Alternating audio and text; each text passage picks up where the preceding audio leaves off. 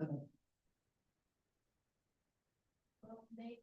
right. Well, we are a few minutes behind. We were waiting for a quorum and it turns out our quorum was here. We just hadn't had the right Zoom up, so apologize for that. But we are, looks like everyone's in now.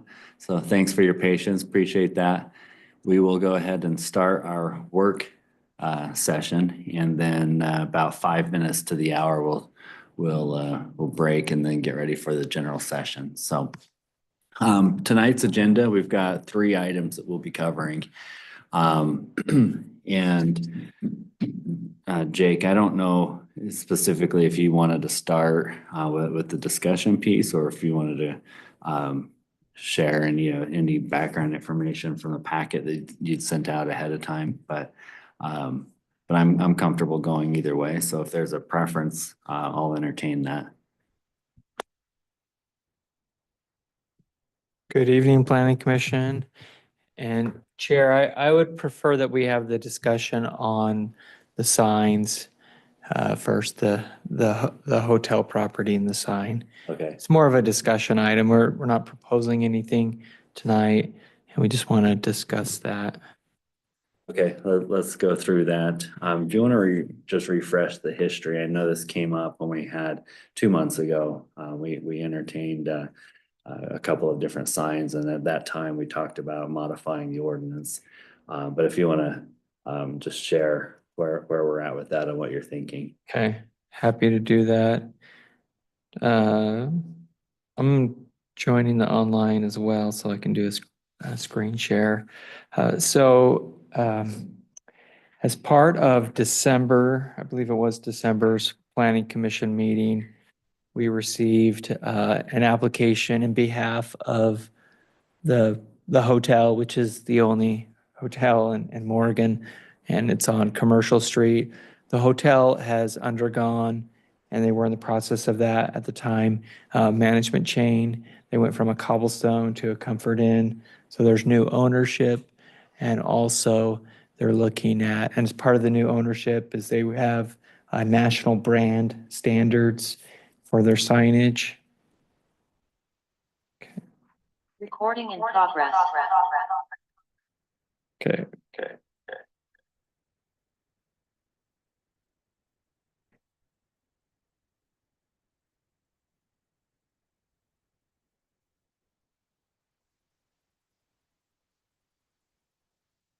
Here we go.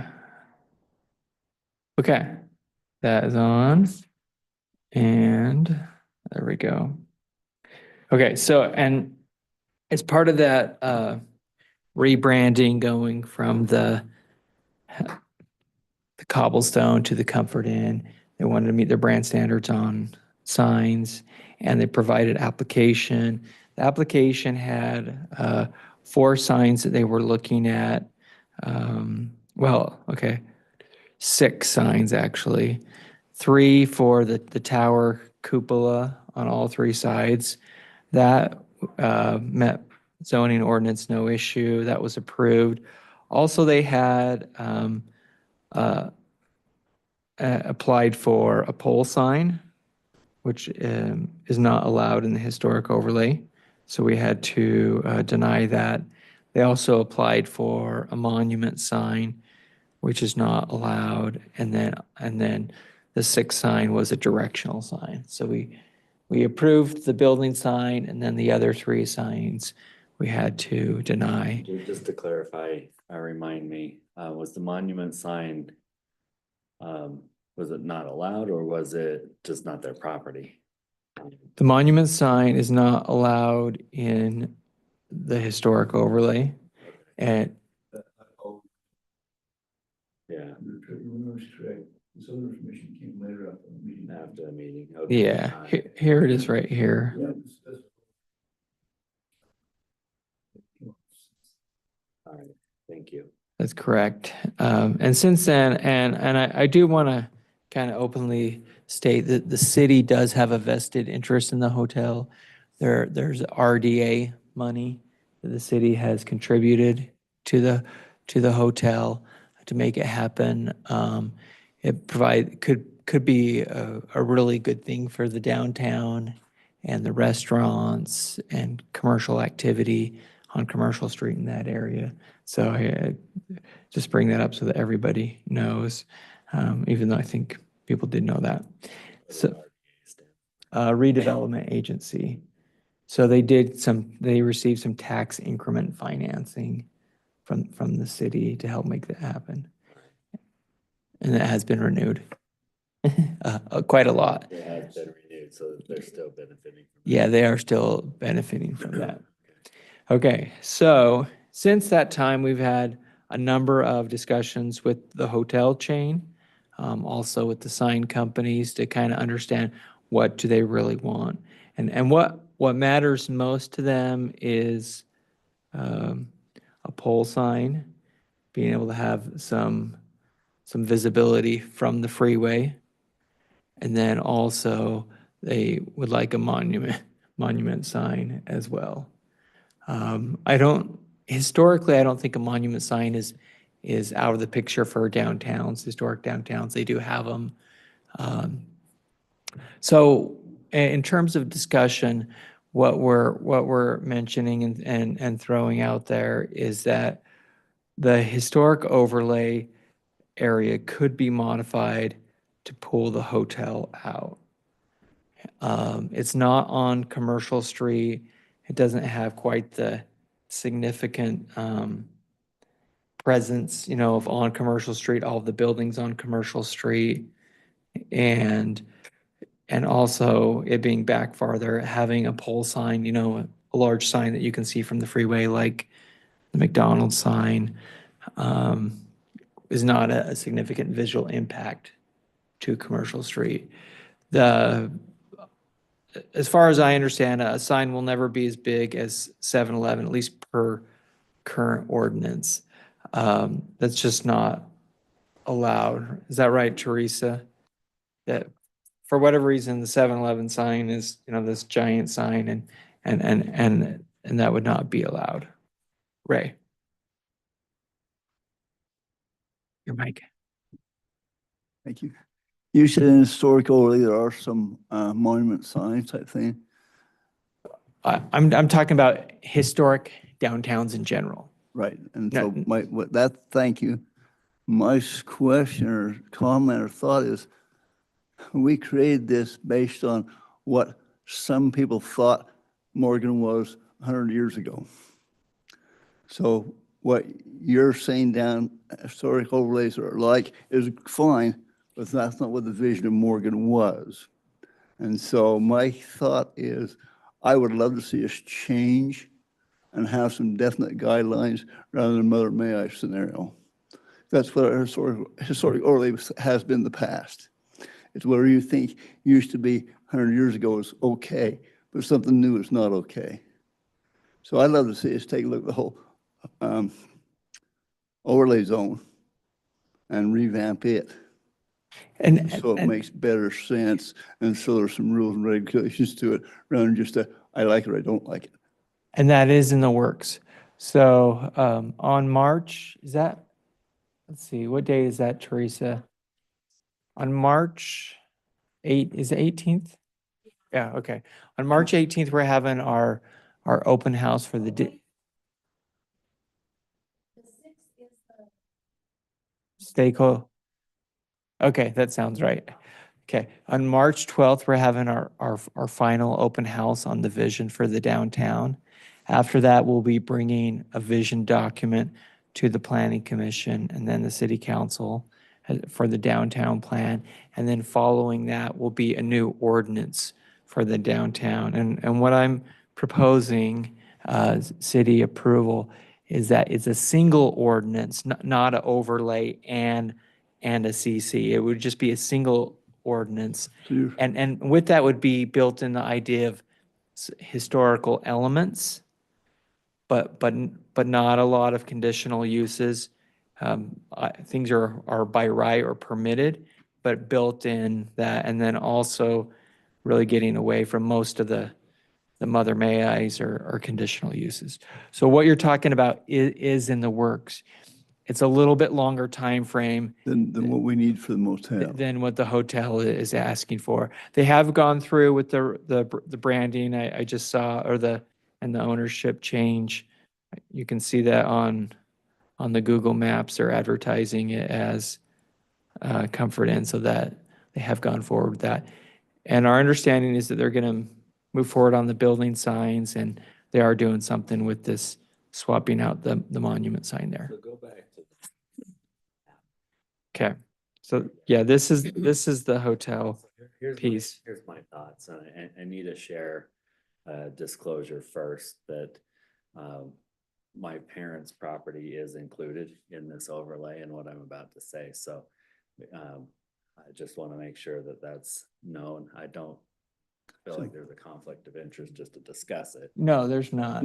Jake, zoom back down a little bit so we can see the whole overlay. But what I was gonna say is in my mind, so that corner property, you know, on Commercial Street and State Street, where the new city sign was put on, isn't that a monument sign? It is a monument So sign, that's within. and it replaced a dilapidated monument sign Be with careful on who built electronic that. sign. Be careful on who built that other sign. It looks great. Just teasing it. My point is, it almost feels like where that first building is, on the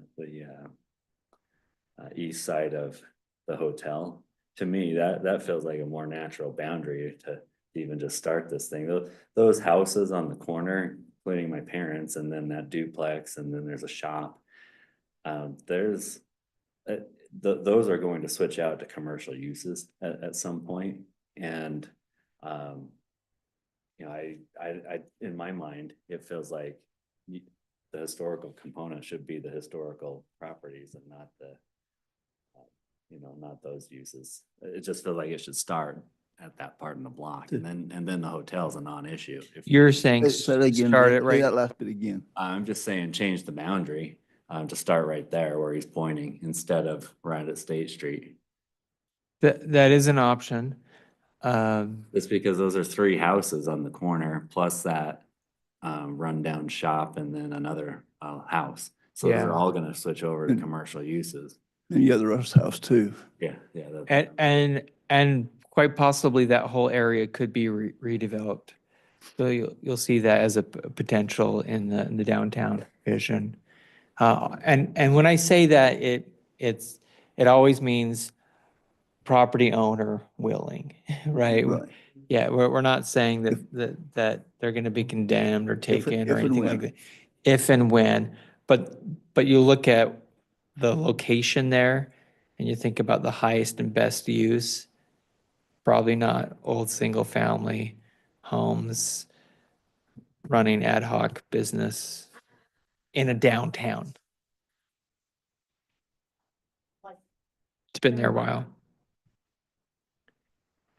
I thought it followed the RDA is how it became. Yeah.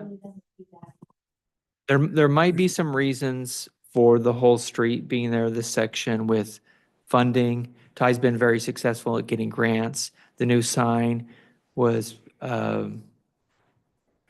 paid for? I know it was paid for by a grant. Was that paid for by it was paid for by a historic grant as well, a historic downtown grant.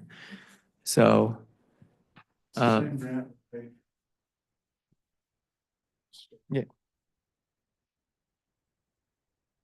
And I think it's gonna cover the flagpole and the flag. Oh, great. Speaking of, that was the Economic Governor's Opportunity Grant, I think that's what it's called. We'll have an update on everything that was paid through that grant, because you guys were the governing body. We're gonna do that in March, just so you know. Yeah, and this is a side note, but be thinking about names because we'll need names for the alley and the plaza and some other things. We'll come back with that, but anyway. But back to this, that I think that's a great option to really look at the whole, and we could do that.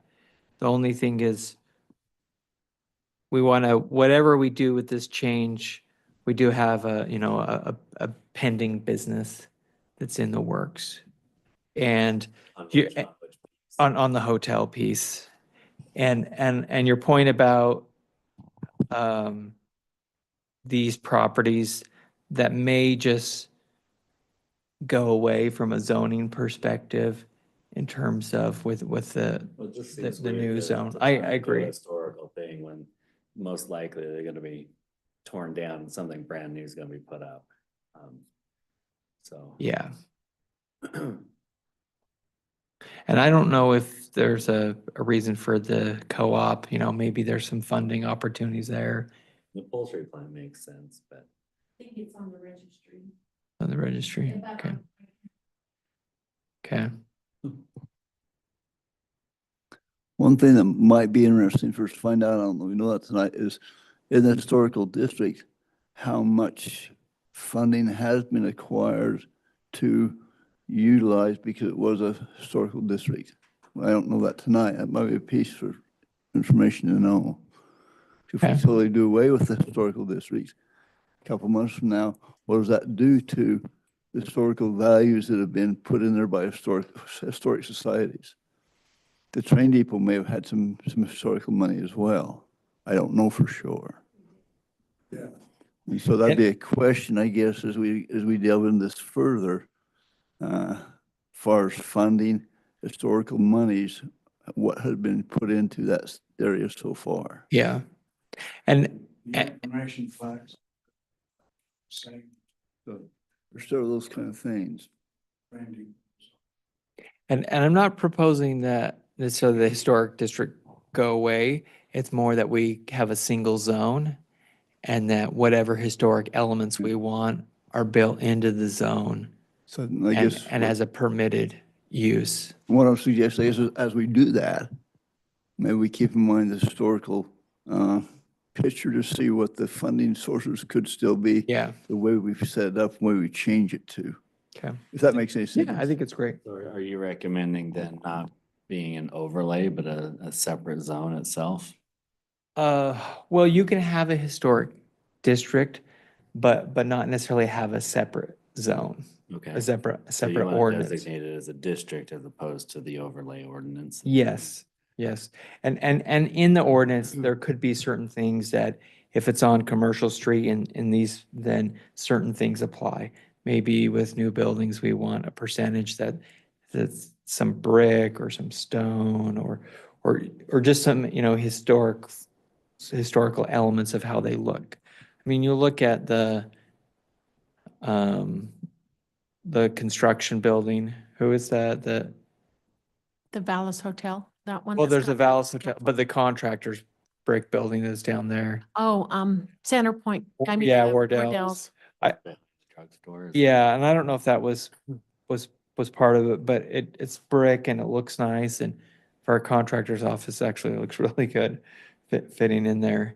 So there could be some components, on some planning in Heber City with a group I work with. We built into the ordinance that they just had to, new construction is totally allowed, but they just have to have some historical elements when it's on Main Street in Heber City. Some certain materials, some certain elements, all of that. So it's compatible looking forward, but not necessarily winding back the clock. And which is really hard because you don't know what era, what does that mean? And you also don't want to necessarily hold up opportunities. So your suggestion that we can write an ordinance with historic values in it that may or may not meet what Morgan was 150 years ago. And I'm okay with that if that's something we can do. Yes, we can do that. And the thought that came to my mind, we talked about the step backs. Yes. That was never part of historic Morgan or anywhere else back in the 1900s. So that's a new element that we've included. Do we call that historic just because we want to include that new element? I don't think No, necessarily. okay, I'm just trying to. Yeah, I'd have to look at that. I'm not saying we shouldn't. We're trying to sort it out got step back, got a nice idea, but not historical anywhere. But that was, that step back's commercial central. That's Which still would right be there, part of too. this. I, But We're it's- talking about taking it's away the overlay. Fully compatible, and I think there are cases of step backs as well. I'd have to do my history lesson In the and come back to 1900s? that. But Bring me a picture next time, okay, I will. in the 1900s. You look at Park City Main Street, there's a lot of new buildings and construction there, but it still has kind of that historical feel, and that's just the way that they've done it. And certain historic, buildings, they've really tried to preserve those and hold on to them. And then other cases where they weren't historic buildings, redevelopment happened, and yet they matched the form and the character, and I think that's a good, and there's lots of examples of that throughout the, Partially a great example. Do they have the step back concept with their new buildings? yes, they do. Okay, good. I can show you that. I've In got their, in ground their, photos. in their historic areas, in their They do. historic areas? Yep. I'll show you. And what's nice about that is that it's pedestrian scale, and we'll get to that I, later. I agree with the reason why. I'm just not, I'm trying to sort in my mind, historic versus nuance we want to put into it, and the nuance we want to put to it. I'm trying to sort that out in my mind, how that still becomes historic. Just Yeah. because we decided it looks neat.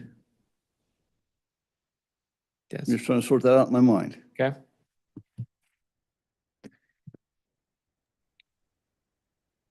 Yeah, jump in. So I'm struggling that Park City on their historic has a setback. I mean, it's, Old Main Street, Park City.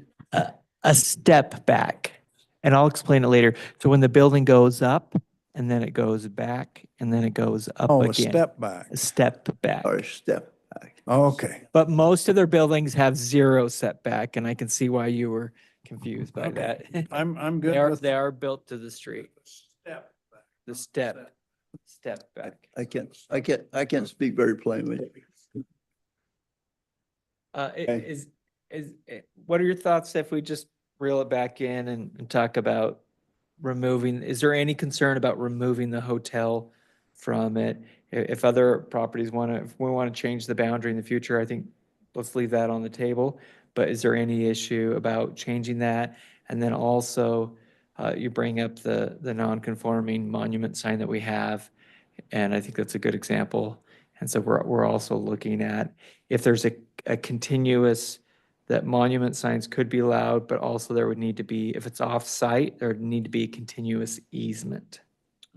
So that way there's legal justification for it now and going forward. Here's my concern.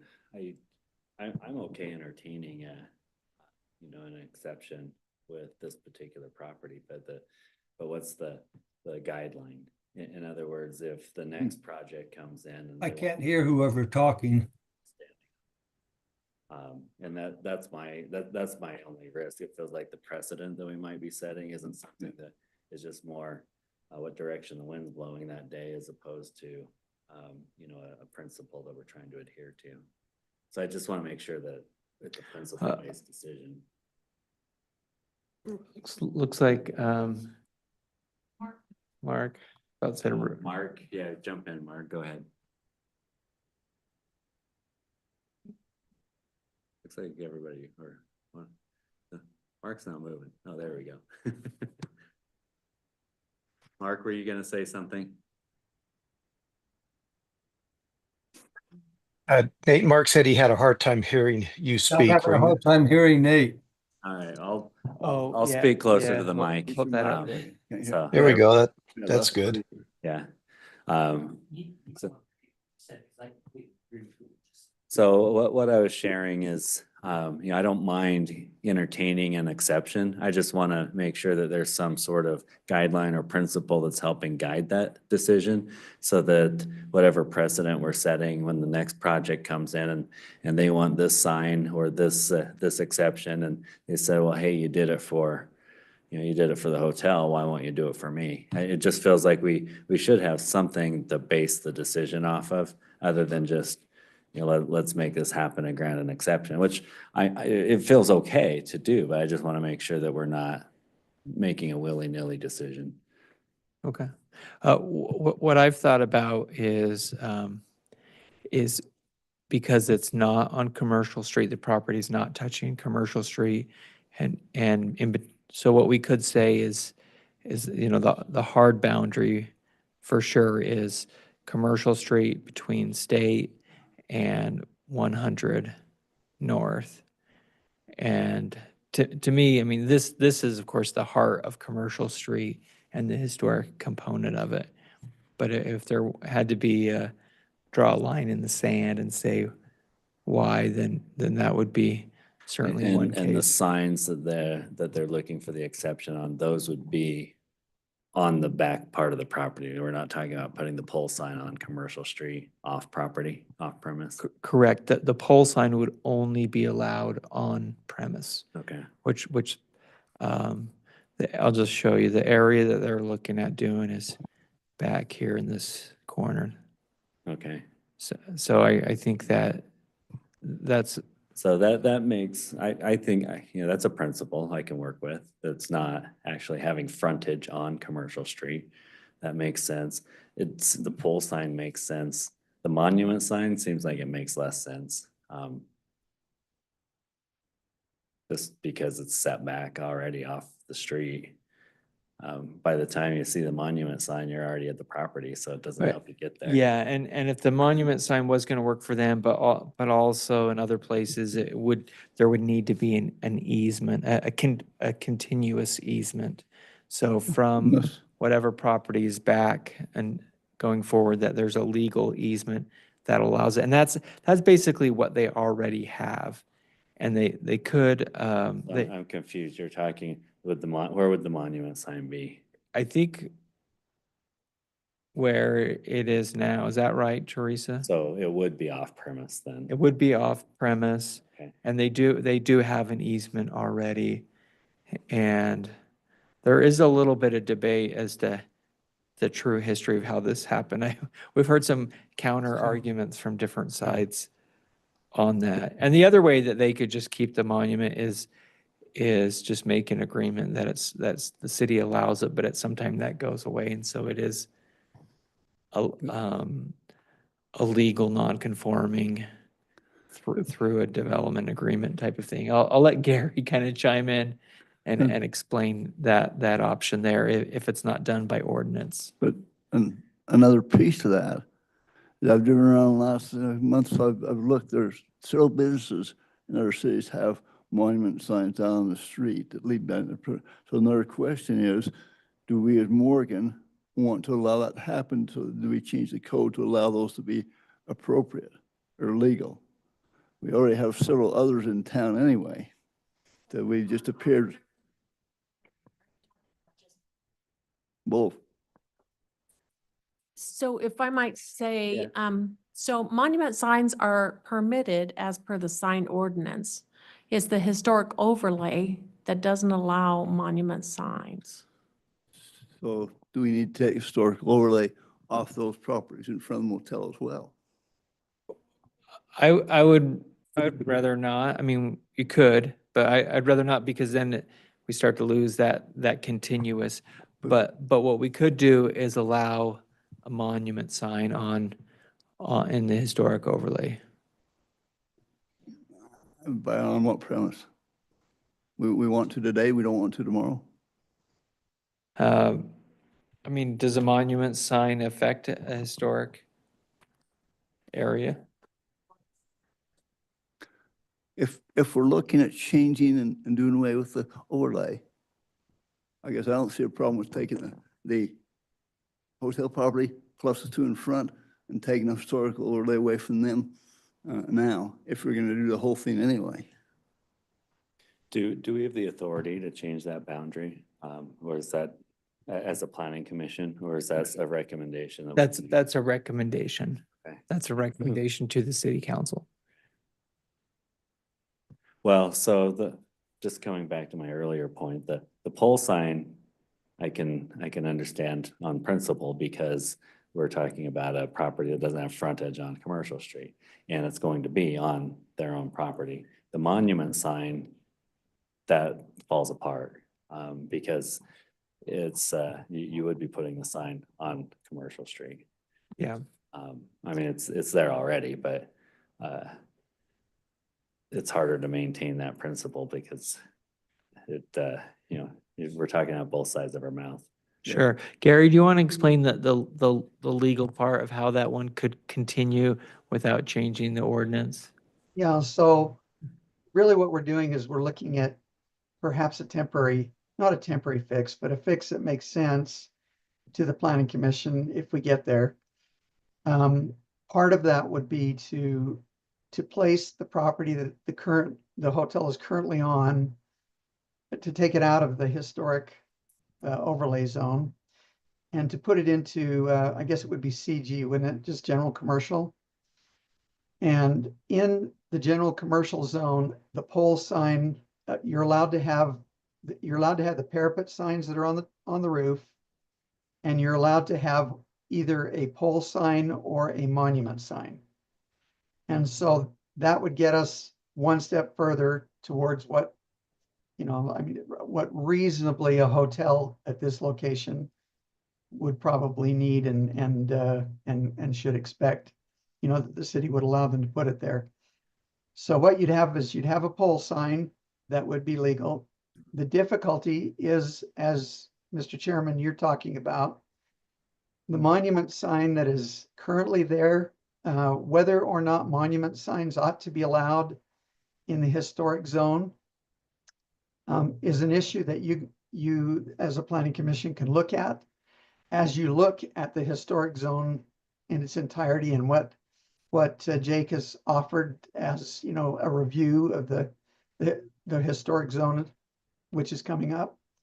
But right now, as of today, there is a question and an issue as to whether or not that monument sign was actually built legally, and it sits on an easement. The easement is between the prior property owner owned those two lots, and they were also involved in the hotel. And so it appears that the prior property owner allowed the monument sign to be placed there and gave the hotel an easement for utilities to be able to connect that monument sign up and the utilities up and gave them access. But the problem is that if I were just to render an opinion on it, the monument sign is not legal. And even if you were to take the hotel out of the historic district, they're only allowed to have either a pole sign or a monument sign. Now this is good and bad, and I hope you help me do a legal backflip a little bit for you. But that sign, that monument sign, eventually will have to disappear because something's going to develop on those front two lots, whether it's in the historic district and you guys end up in allowing for monument signs in historic districts or whatever.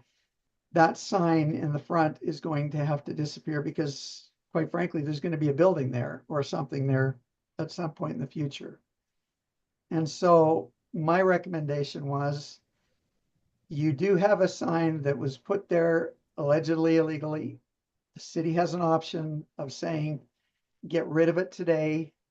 Even if you go ahead with number one, taking away the historic district from the hotel, allowing for a pole sign, which is legal, which would then be legal, and then requiring that at some point in the future, when the property in the front develops, that you essentially amortize that sign out of that monument sign out of existence. In other words, you say to the applicant, we realize that you bought the property, the sign was there illegally.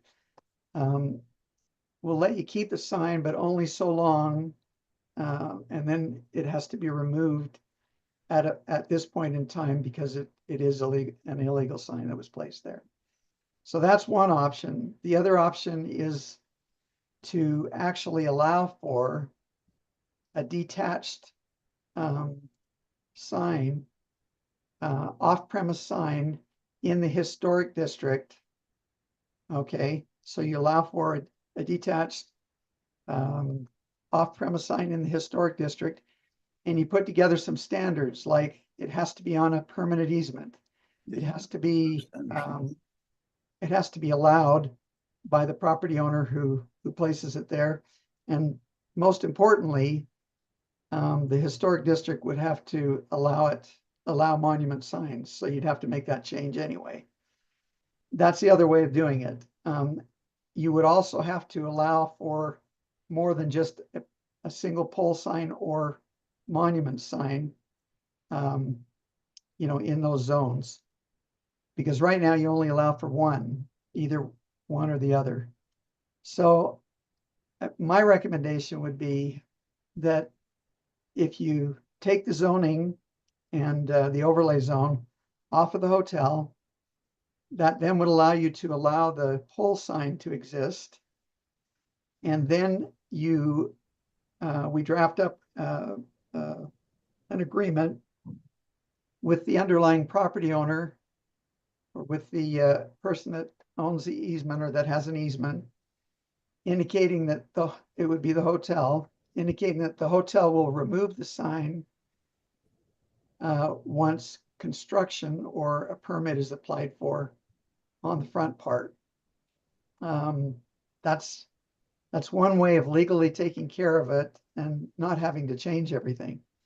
The alternative would be to go ahead and take off the overlay, allow for the pole sign, and allow also for a monument placed in the historic district.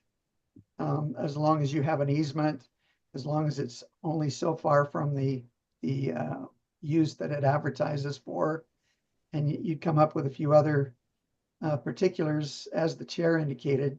You want parameters so the planning commission doesn't have to make exceptions for everybody that comes to the city and says, well, you made an exception for the hotel, make an exception for me.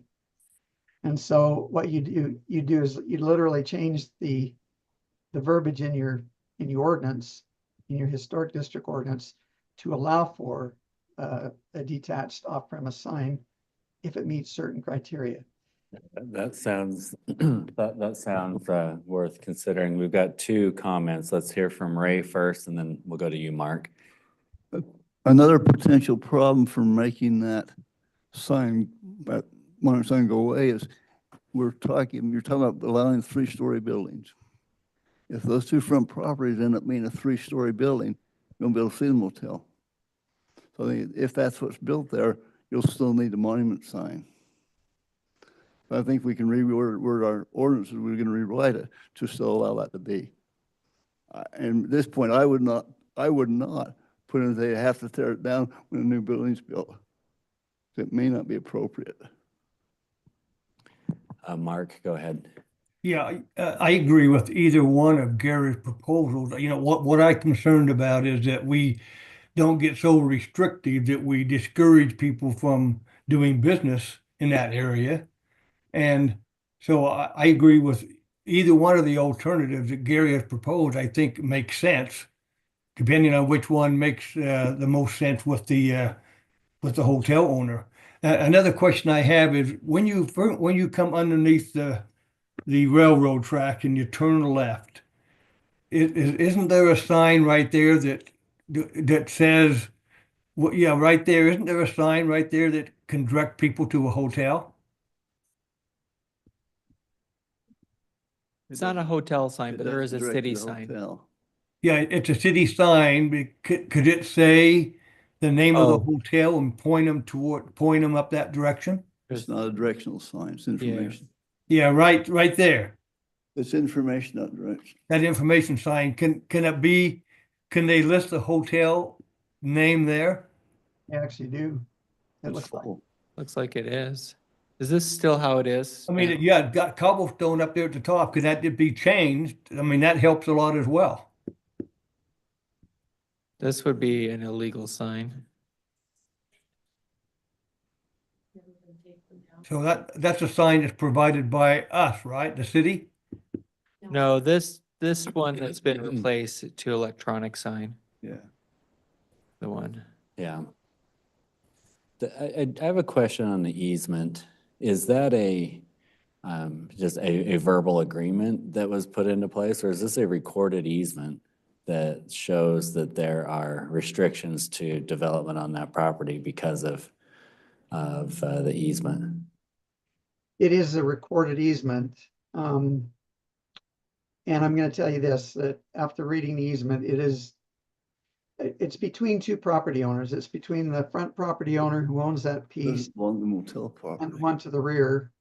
It doesn't involve the city. The city doesn't have an easement over that property.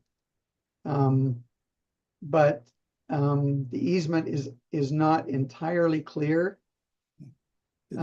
which, Motel. you know, it may lead in the future to a question between property owners. Because the property owner now on the two lots in front is different and does not have an ownership interest in the property in the rear.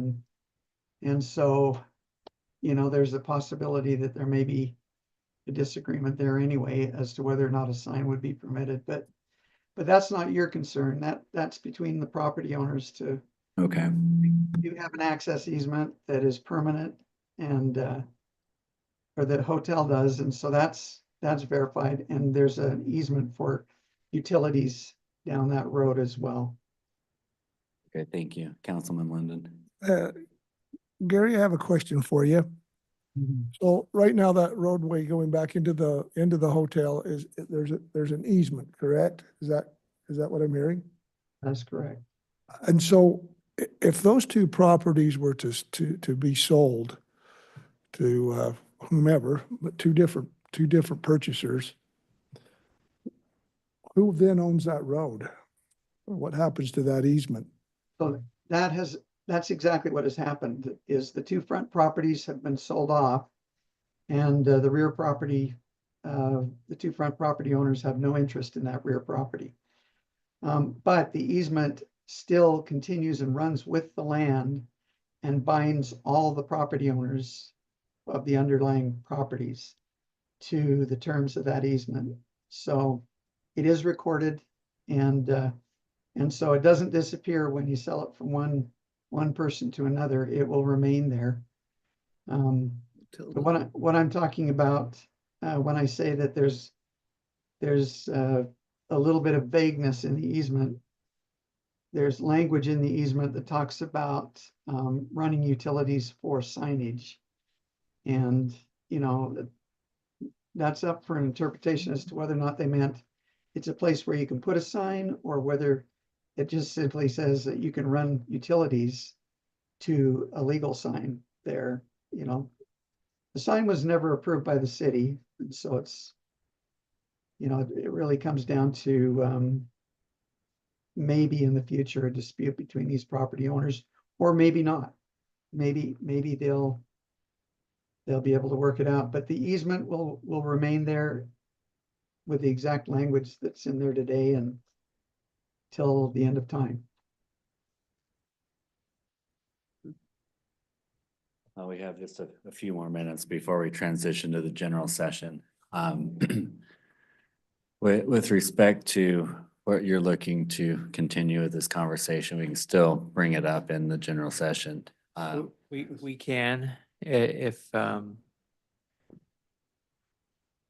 think you probably have enough information that could give me a direction to go. I'm seeing agreements, and speak up if you disagree. I'm seeing agreements on the hotel being removed from the historic overlay. But the other part, there's some different views on the two-way. Do we just go the Part of lead? me is hearing that there is some agreement on the signs, at least from my perspective. It's more the consistency, having you know, basis for making that decision. Okay. So, you know, it probably does make sense to have some sort of directional monument sign off Commercial Street for the property. So how do we, if that's what we want to do, how do we make the ordinance consistent with making that happen? That's the question that I have. The pole sign, if you're gonna have a 3-story building in front of it, it's gonna have to be a taller pole sign, and it may, Sit anyway. yeah. The pole signs are allowed up to 55 feet. So it would be above, It would be above that, okay. but that's still not as tall as the 7-Eleven. I don't know what that height is, but it's a lot taller You're talking height or size? height. The pole sign could go up to 55 and I bring, It can be as big as a 7-Eleven, just not as high? no. It can be up to 55 and the size is different. The size requirement is different than the 7-Eleven. Yeah. Okay. So that's my concern. I don't want to speak for everybody else, but it's more, let's try to make it easy to do business with the city and work through some of these things, and especially when it's sensical but how do we do that in a way that doesn't look like we're just catering to one person today and then, the next applicant we turn down for whatever reason. Yeah. You're right, yeah, we can't do that. So that's where I'm coming from. Sure. I agree. All right, any other conversation on this before we transition? Well, this on now is discussion only. We're not gonna make a motion on this. It's That's discussion only. correct. So you can bring it back to us for a decision, or you can take it straight to city council for them to decide it. No, it'll come back in the form of an ordinance next We'll have to come month. back at some point to city council. Yeah, and Okay. we'll come back to planning commission and then to city council. Okay, so tonight's just discussion only. We'll wait and see what you bring back to us. So Yes, but I would like a little bit of direction on, do you feel like you have that direction? no. Okay, No. Not on the second part. all right. But So would you- we'll get back into it then when we get to. Yeah, I would say maybe we put that on as the third item. I don't know where it is on That's where the it's Yeah, agenda. that's. it's the Okay, third that's item. perfect. Okay. Let's do the other business first. All right, that sounds good. What else? The other two items that we have on for tonight, we can handle in the main session. We have a rezone request for a religious building by the high school. The current zone is 2 zones. And so the request is to rezone the RM15 to commercial I was general. confused just on the property boundary on that one. Wasn't that the school district piece of It property? was, it's since sold. So they sold that. All right, and then the new owner wants to put a church there. A seminary building, Oh, but yes, a religious building. This is it. This is the piece right here. I'm sorry. so did I'm in the wrong place. They do a land swap then with where the existing seminary is? All right. You see that? So- And Is it that one building, was it that also part of the school district? That Yeah, it is. one that's in the green right there? The It green is is. the RM15. And the school district, that building That's Sunderland the- right that's now, the whole that's property. also a building that's in part, inside that fence, the school districts. Yeah. They just want to clean it up and make all that property one zone. Right. All right, that's, I just wasn't clear what was happening. Did that help, And, Nate? and the other item is, last month, we reviewed some proposed changes for the CC to allow mixed use. There was general agreement on allowing that. The planning commission just asked for some clean language. So I added the red lines that were recommended. So more of a clean version on that. Okay, perfect. Let's wrap up here and then we'll take our places on the dais and kick off the general session. Thank you. You're welcome. Bring your microphones with you.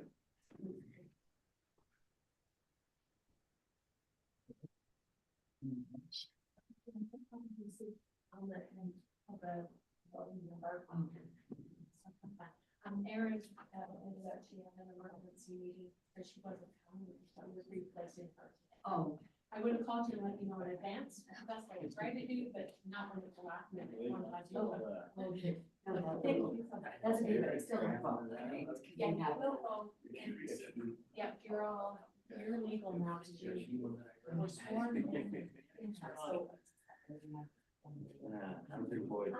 we can.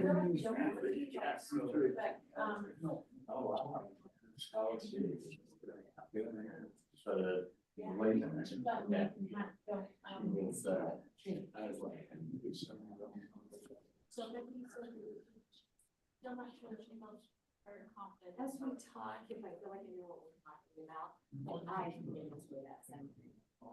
Is it across from?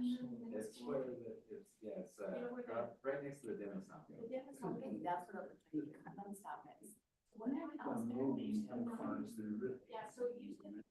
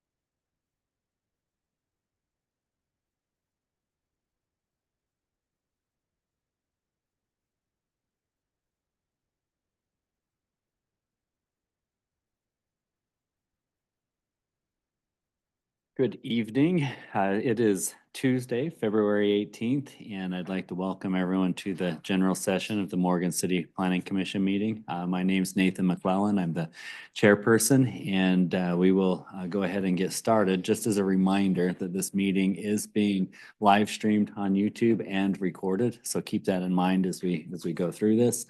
We'll go ahead and begin by reviewing the minutes from last month. So this was from the January 21st session. Those were sent out, and let's make sure that we've had a chance to review those. But at this time, I would call for a motion to approve those into the record. If everyone's comfortable with that, or let's make any revisions that are necessary.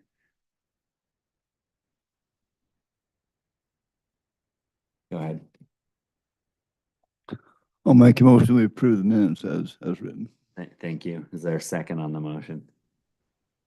I'll second. All right, thank you for that. All in favor of approving the minutes? Aye. And I see Jay, Mark, was your hand up? Okay, there it is. All right. So that's unanimous then, and you abstained, Becky? Oh, you did vote. Okay. So I'll make sure. Thank you. We do have 3 items on the agenda for today. We'll take them in the order that they were outlined. The first one is a public hearing regarding a parcel rezone from residential multifamily. That's RM15 to commercial general. This property is located at 185 East, 100 North. How I'd like to proceed with this is we'll get some context and background from Jake, if you don't mind doing that before we open up the public hearing. Then we'll open the public hearing. I think we have some representatives from the applicant in the meeting as well. We can hear from them. But when we get into the public hearing, we'll go through that. We'll hear any comments that there may be. Once we close the public hearing, then we'll discuss this as a commission and take action from there. So that's how I'd like to proceed with this part. And let's just jump in then, Jake, if you wouldn't mind kicking off with the background. Thank you, Teresa. Good evening, Planning Commission, and welcome to the public and everyone joining us. I'll go ahead with item number 1. This is the rezone. We received an application for a rezone, and the total property is 1.34 acres, and it's approximately 185 east, 100 north, just north of the middle school behind that. And a rezone is a legislative action in terms of the final approval will be per city council if it moves forward. And so the planning commission, you may recommend approval of the rezone as is, approve with changes if you see any to recommend, or a denial of the city council, and then the city council will make that. Can I clarify final one thing decision? with respect to that?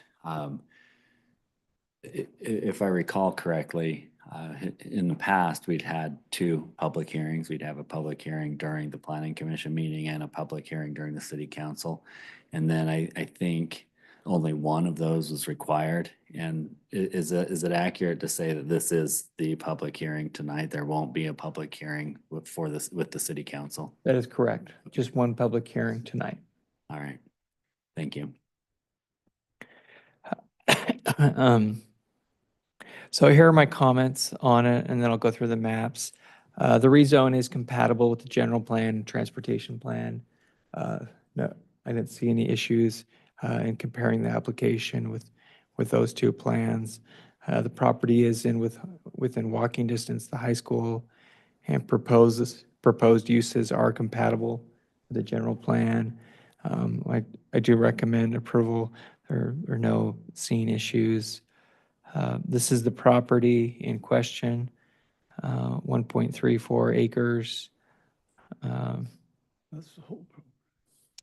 This is the area that is being recommended for the rezone here on this side, the green.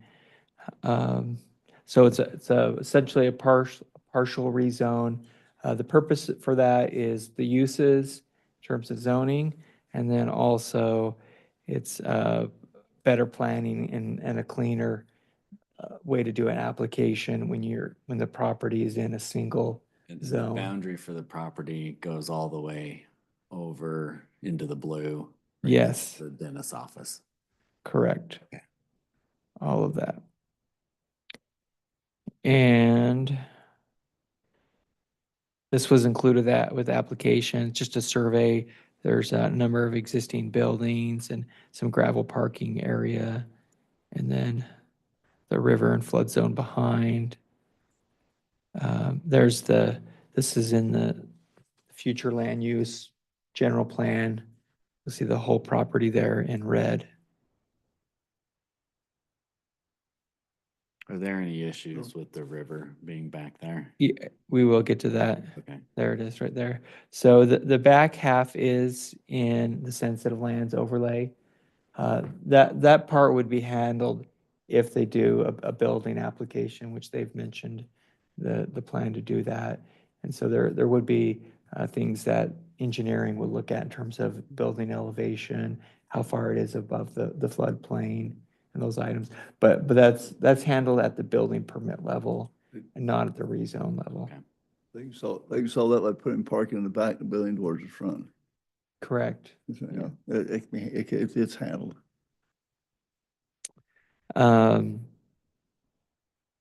There's an older photo from Google.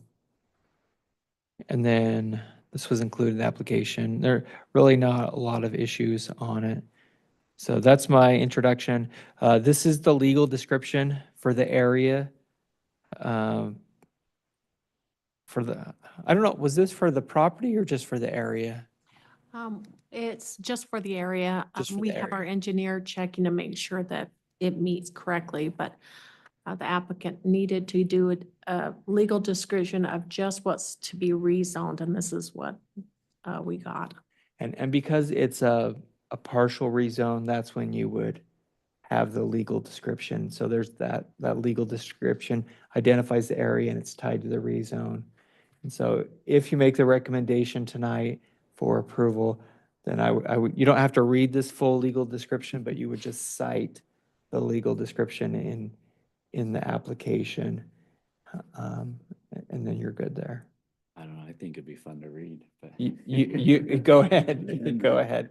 So that's my background and I'll take a share and You introduction can make the motion. on it. And then we could have the applicant's representative All right. answer any questions that you may have, or if you have any questions for myself. So that's great context. I appreciate you going through that. And that being said, I think we can continue on. There, we'll have more discussion as we go through and, you know, beyond the public hearing piece of this. But let's move into the public hearing. We do need to open this with a motion, if someone would be willing to do that. I'll make a motion to open the public hearing. All right, a second on the motion. All in favor? And I see Mark and Jay, that's unanimous. The public hearing is now open. We will turn it over to anyone that wants to share thoughts or comments with respect to this particular project and rezone request. I would ask that we keep the comments to about a 3-minute time limit if we can do that, and then we'll just go through this and see where we get from here. But the time is now open for the public to share any thoughts. Mr. Chair, Yes. we did not have any request to be on Zoom for the public. The two that are on there right now are actually the applicants, but I don't have any public Okay, comments. so we generated a lot of public interest in this one. But we do have, looks like we've got the some representatives from the project, maybe the architect. If you wouldn't mind introducing yourself and maybe sharing any thoughts that you have that you'd like us as a commission to hear, then the time is yours. Hi, I'm Adam Ferguson. I'm the architect. I don't really have anything to add. Just grateful for your consideration and here to answer any questions you might have. That's great. Thank you, Adam. And was there a second one you said, or is that still the same entity? I have a note taker on here that may be what you're seeing. All right. That sounds good. So we don't have any public other than the architect being with us. So thank you, Adam, for introducing yourself. And we may take you up on the questions here in a minute, but seeing that we don't have any anyone else from the public to provide any comment, we can probably go ahead and close the public hearing. I'll make a motion to close the public. All right, thank you. Second that, let's vote on the motion. All in favor of closing the public hearing? And Mark, Jay, I don't see your hand. Is he on there? He was just down for. Oh, there he is. All right, okay, there we go. Gotcha, Jay. Thank you. All right, the public hearing is now closed. We'll take this up as a commission and discuss what action we want to take, what recommendation we want to make for the city council regarding this rezone. So I'll just open it up to members of the commission to go through any questions that you have.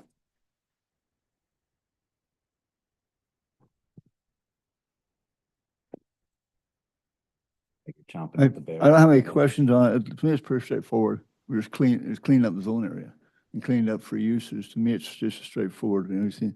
So I'm prepared to make a motion. Yeah, I think I would entertain a motion for sure. It's the parcel is split as is, which is just messy. So let's hear what you got. I move that we approve the partial rezone from residential multifamily RM15 to commercial general at 185 East, 100 North, in the serial number 04-129-01 NA, and the other parcel 000-0003-9766 to be included with the applicant's application. And just to clarify, you moved that we recommend to the city council. Perfect. Okay, thank you. Is there a second on the motion? I'll second that. Thanks, Mark. Before we vote, any discussion on this motion that anyone would like to bring up, or are we prepared to vote? Okay, and online, Jay, Mark, you good? Okay, we'll go ahead and vote on the motion as outlined by Commissioner Little. All in favor? Looks like unanimous motion passes to make a recommendation to City Council to approve the rezone as outlined in the motion. Thank you. And Adam, thank you so much. Do you have anything else that you'd like to share for us? No, thank you all. Thank you, and thanks for your interest and for joining our meeting tonight. We'll move to our second agenda item. This is with respect to some work we've been doing over the last couple months, looking at the mixed use ordinance that we're trying to develop and put into place. It's a new ordinance. We'll kind of do the same thing. Jake, if you'll set the context for us, but there's a lot of language here about mixed use, setbacks, heights, those kinds of things that would fall within the central commercial zoning designation. So Jake, I'll turn it over to you. Thank you, Chairman McClellan. I'll do a brief summary of what we covered last month and then go over some of the proposed changes. So what we're proposing is in the CC or the central commercial zone, making a modification to allow for mixed use buildings where you would have residential on a second or third or fourth floor, and then also residential behind. This does follow a precedent of the general plan encourages this, which was discussed for multiple years. It's also something that the city council and leadership has been discussing for a number of years. And then recently, our downtown planning efforts, we did a public survey, and there was the public was in favor of having more housing downtown and more mixed use, kind of walkable area. So there is that precedent of it. I'll come back to these. You'll see these items in terms of definitions. We are adding a definition for architectural metal. We'll get to that. So this is what I mentioned. It's in the general plan in terms of mixed use, modifying the zoning. So we are actively updating the code to meet that. It is compatible with the future land use, having a mixed use downtown.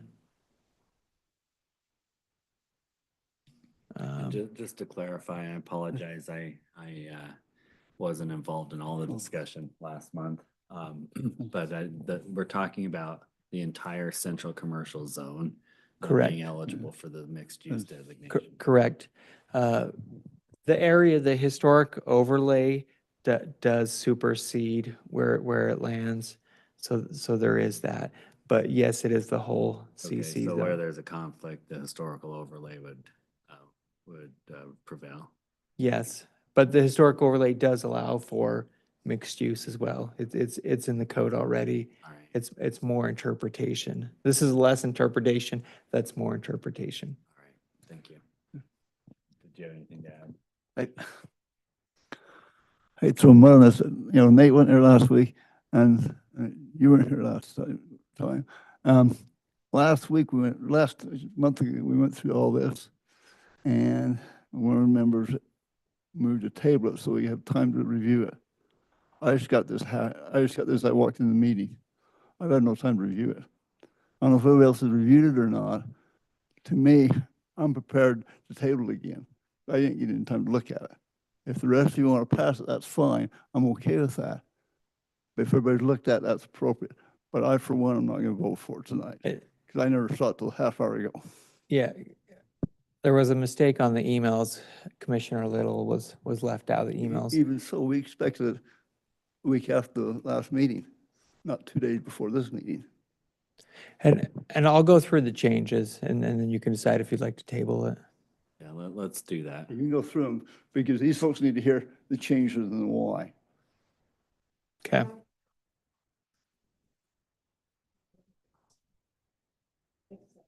Okay.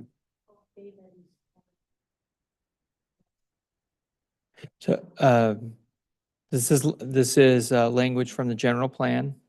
I just put that in as background. That was this whole packet is almost the same as last month, except for the underlying areas, and we'll go through those. So the building step back definition, that is the same as before. Mixed use building, that's the same as before. At the request of the Planning Commission, adding a definition for architectural metal, high quality aesthetically refined metal elements incorporated into building facades and overall architectural design. Elements may include decorative metal, panels, laser cut screens, ornamental railings, metal cladding, and artistic installations, all selected to complement the architectural style. Architectural metal is compatible with building design, other materials, and windows. So the only question I had with that was that last sentence. Is it architectural metal should be compatible with building design, other materials and windows, as opposed to we're making a statement that it is Yeah, compatible. I think would be appropriate to add there. And Feels more that is clear the to me. idea. Yeah. I can just make a comment right there.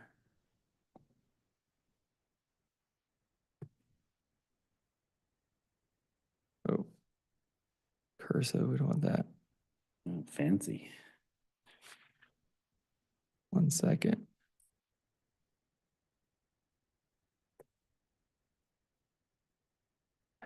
And the reason for this is metal is being used a lot in buildings today. There's a lot of really impressive buildings out there that you wouldn't know had metal on it. And when this code was written at the time, the idea was we don't want a tin shed building. And so let's not allow metal. And so now metal's you'd be surprised all the buildings that have metal, just a lot of really high-end quality buildings. And so we've done this to clarify, let's still not allow the shed building look, but do allow the architectural metal. So that definition was added. This text is the same, and the idea is under the use classification that a mixed-use building is allowed in the CC. So we are allowing that. And you'll notice the note here that it's allowed when it's fronting the building, when it's fronting the street, when it's on the street.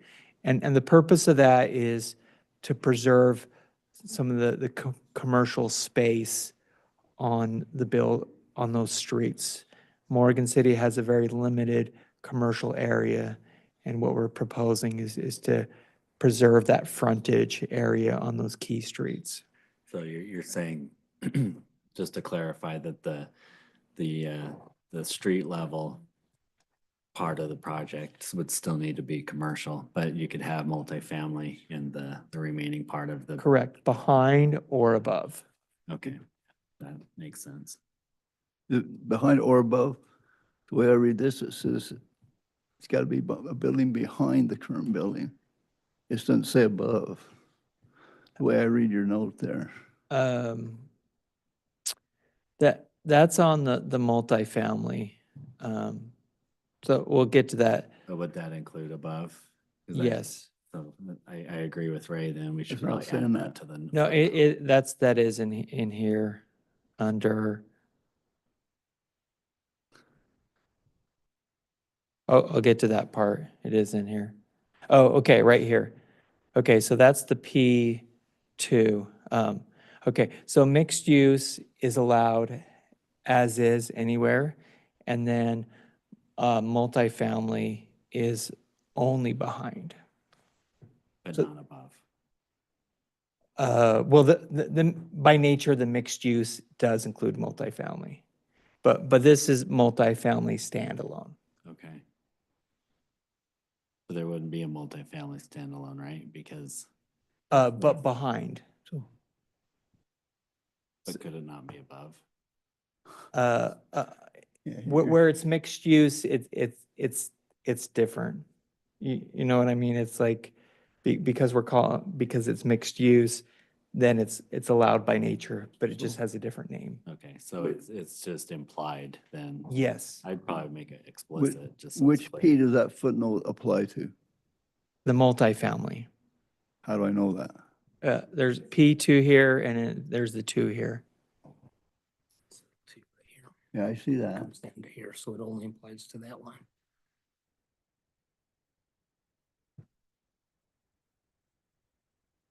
I think I understand what you're saying now. It just wasn't immediately clear. So if that helps clarify it for anyone else that's looking at this, then I'd probably. Well, put it in. we've added the definition of mixed use. So if someone reads that, they'll know that residential is allowed above, Okay, including multifamily. including multifamily.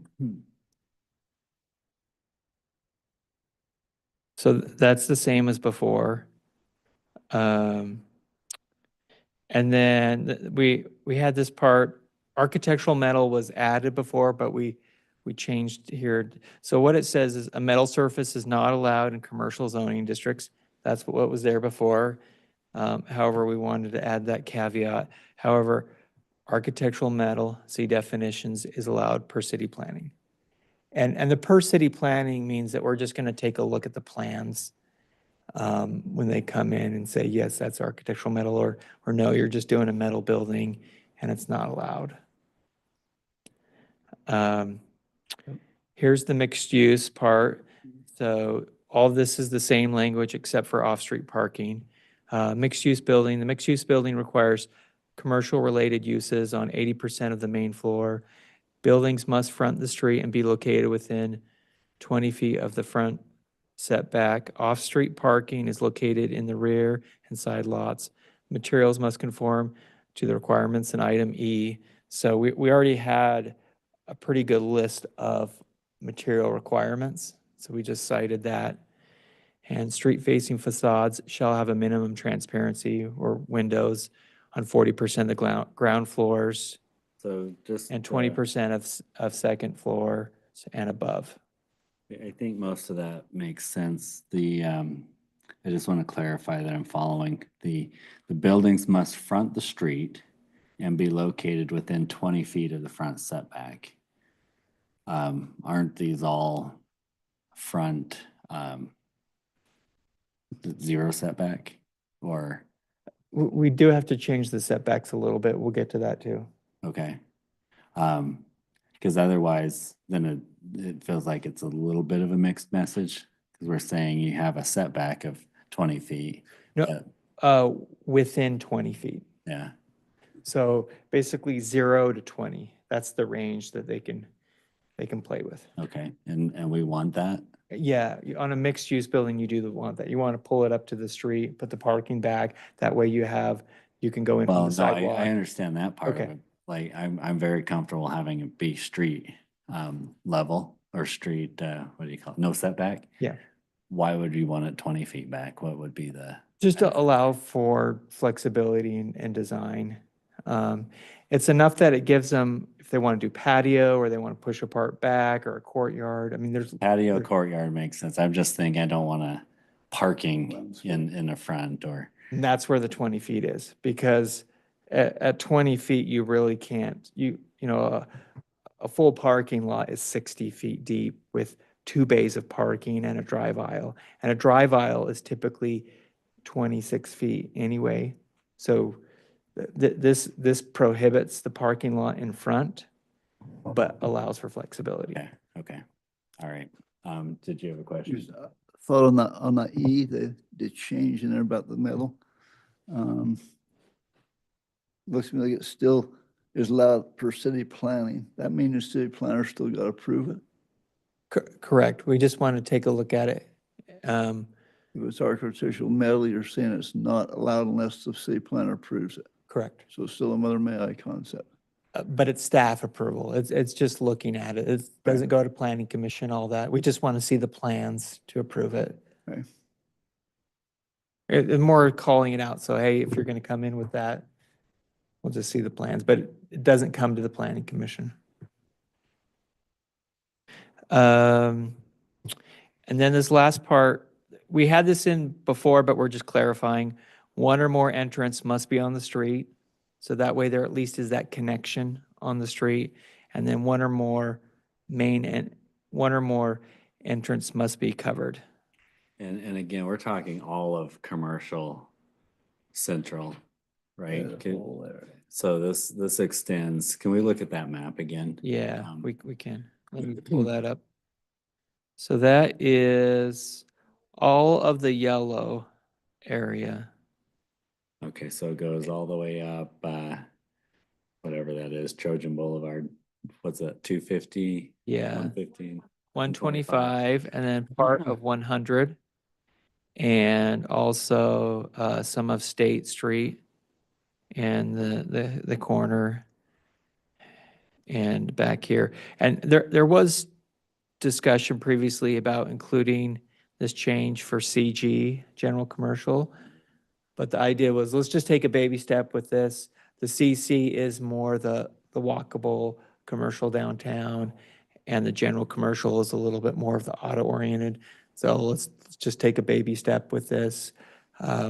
We do have at least one potential applicant waiting, but this is applicable to all kinds of projects. And essentially what we're doing is we're just adding to the planning tools. We're just adding to what we have. We're not actually taking Again, I away. just wanted to see the map to make Sure. sure I understood the scope. The last question with that though is that on the other side of the tracks, zoom in, how many parcels are even over there? We've got the poultry plant. Is that public property or is that? It's actually railroad. So they own everything except that building. Yep. Okay, so I mean, It probably wouldn't happen there. yeah, I mean, that's part, I guess it doesn't matter to include it, but there's nothing there that we're regulating. Correct. Now, Or- I guess if someone wanted to do it on this street, on the frontage road, then it is an option. But that frontage road property is owned by the railroad, right? Yeah, do they own that piece? I mean, at some point, they could always sell that off, but. Yeah, that's UDOT there. So likelihood is pretty low at this point. Yeah, okay. I Yeah. was just trying to clarify Sure. if that was already broken out into 10 different commercial parcels that could be developed into something. It's just odd because it's that one-way road. Right. So, And I do think this usage is very applicable for some of these State Street properties, some of the older homes that may want to redevelop, and this gives them more options. okay. Okay, this last idea is that one of the entrances needs to be covered for pedestrians as you go in. These are just elements of quality architecture and buildings without having a giant code. If you were to look at, the most high-quality buildings in Ogden, Salt Lake, Bountiful, almost anywhere, small town, big town, Heber City, you're going to see these things. Where the building is on the property, does it have a certain amount of glass? There's some main entrances covered that are nice. We're just hitting those key elements. Jake, one Yes. of the, on that F still, what's considered commercial related use? You're saying 8% of the floor's got to be commercial related use. That would be per the land use code.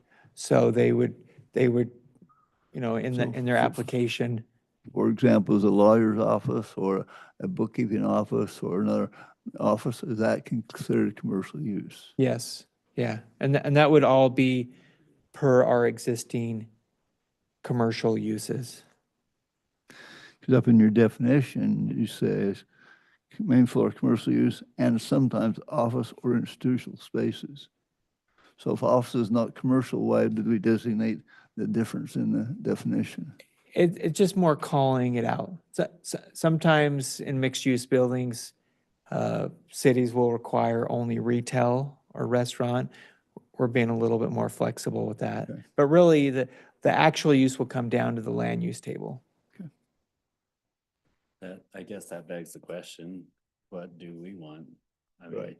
do we want only retail and restaurant? Or as outlined here with more flexibility, where it could be, Full offices.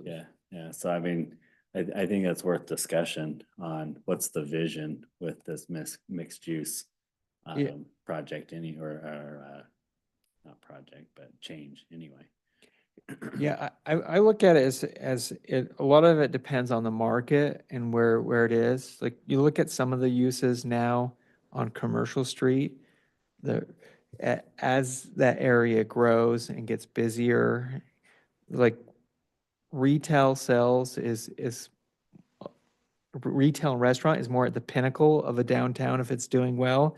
If a downtown's not doing well, that's where you see the secondhand stores, you see the office and the insurance, agents and, things like that. Those are businesses that don't need the frontage, that don't need to be seen. And so if a downtown isn't doing well, they're in there. You'll see that on Washington Street right now in downtown Ogden. Like there's a lot of business, there's comic stores, there's things that are not necessarily the highest and best use.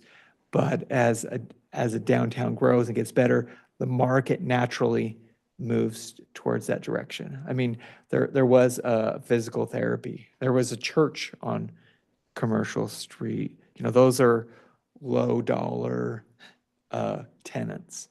But as that area gets busy, that's where it starts to transition into restaurants and retail, and that's who will pay the most over time. Have we heard any data come back yet on once that bridge opened up a year ago or whenever it opened up, has that improved the economics of those businesses just through more traffic coming by? Yeah, I don't know about data on that. I think it's a great question. I apologize, I don't look at the tax information, but that would probably tell us, as far as money wise, do you know? I was just curious the health of that, is it becoming more vibrant or is it about the same as it has been? It is becoming more vibrant. The connection to the bridge, it does make sense to have that. I mean, the bridge is also a bypass of Commercial Street as well. But I mean, I hear that Commercial Street's looking better than ever in terms of the restaurants and the businesses filled in, and there's only just a few vacancies.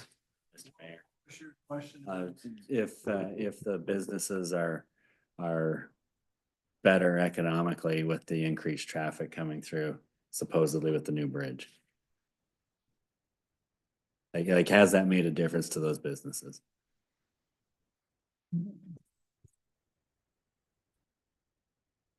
I don't think it's necessarily the bridge.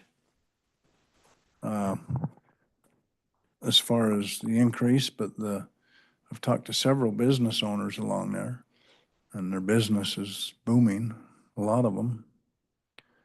But I actually don't know if they're taking that and turning left or turning right off of the exit and going to the commercial. Well, the reason I'm asking is because of the highest and best use comment that Jake made. You know, if we're in this cycle where we're in a healthy spot, I just as soon see retail and restaurant there. If it means we're gonna have a bunch of vacant buildings, then we might as well have the insurance company and the, you know, the physical therapy there. So I'm just trying to gauge where we might be and, you know, because if we open it up initially that way,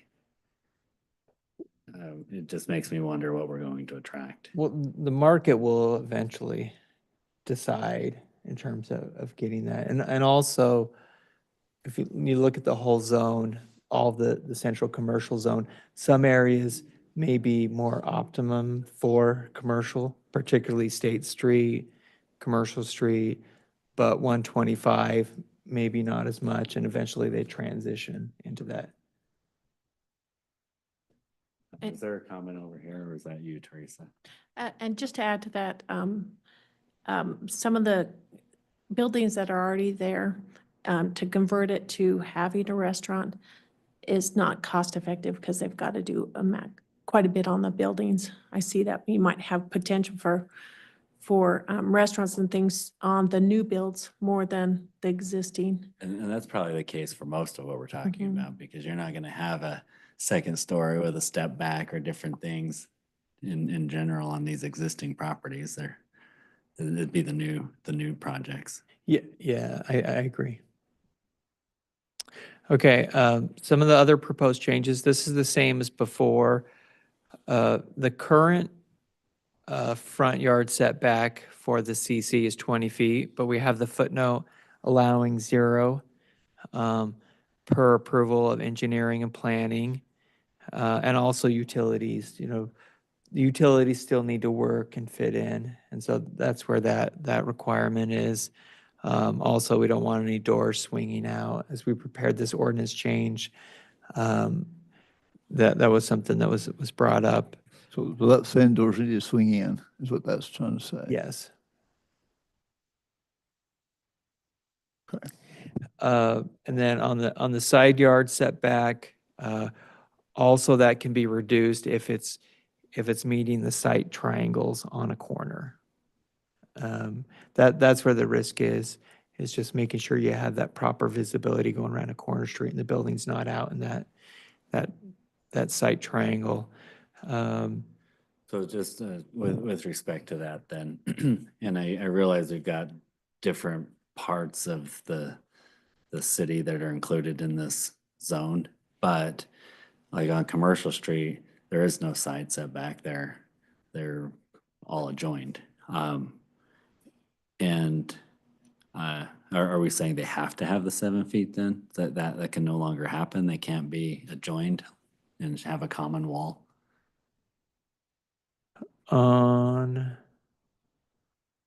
So that would be how it is now is internal, meaning building next to building is 0. Okay, that's where that is. All right. thank Yeah, you. that's That- 0. So there's no issue there. I thought we were talking about all sides, but they're talking if it faces a street, there's that setback. Yeah, Gotcha. correct. Okay. A corner lot is Yeah, where yeah, that. yeah. that I'm with comes you in. now. Thank you.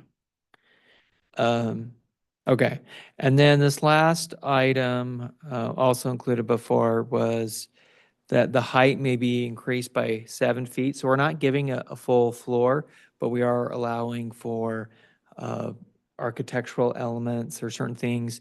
And it comes with, we're asking for something which is a step back of 5 or more feet. And then also asking for balconies and patios, so there's that livable space above, and then they get the extra 7 feet. So it's kind of a height bonus of that. And it does work for fire department. We've checked with them, the ladder trucks, all that, it works. And it puts it about the range of the high school in terms of height. So it could be a 3-story building with an extra 7 feet. Actually, the CC is up to 40 feet. So 40, could be 4 stories is what it could be. All right. In that same section, what does the minimum use mean? In the height, under height? Say that again? Under the height section there where you're at, what does minimum uses mean? Minimum uses, It's got a maximum of 10 feet. Accessory uses is still maximum 40. You're just looking for definition. Yeah. Are you, where are you reading? Same place you were. Scroll down. Oh, okay, keep So- going. No, No. too far, end of the table. Right there on your table under height. Oh, okay. You've got a Underneath your- subsection. Underneath your number 3. Oh, accessory use, oh, minimum uses. Um, That's previous code. I think what that's saying is the minimum height is 10 feet.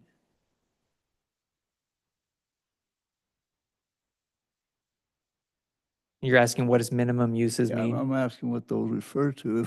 If the note 3 needs to be applied, those are not, I guess I don't know what a minimum use would be in a commercial area. If I have a building, what's a minimum use? It can only be 10 feet.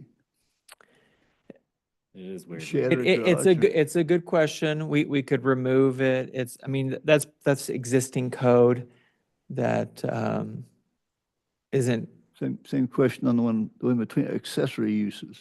yeah, accessory use would be like an outbuilding, a, a storage unit or a secondary one. I didn't see that being applicable or a concern.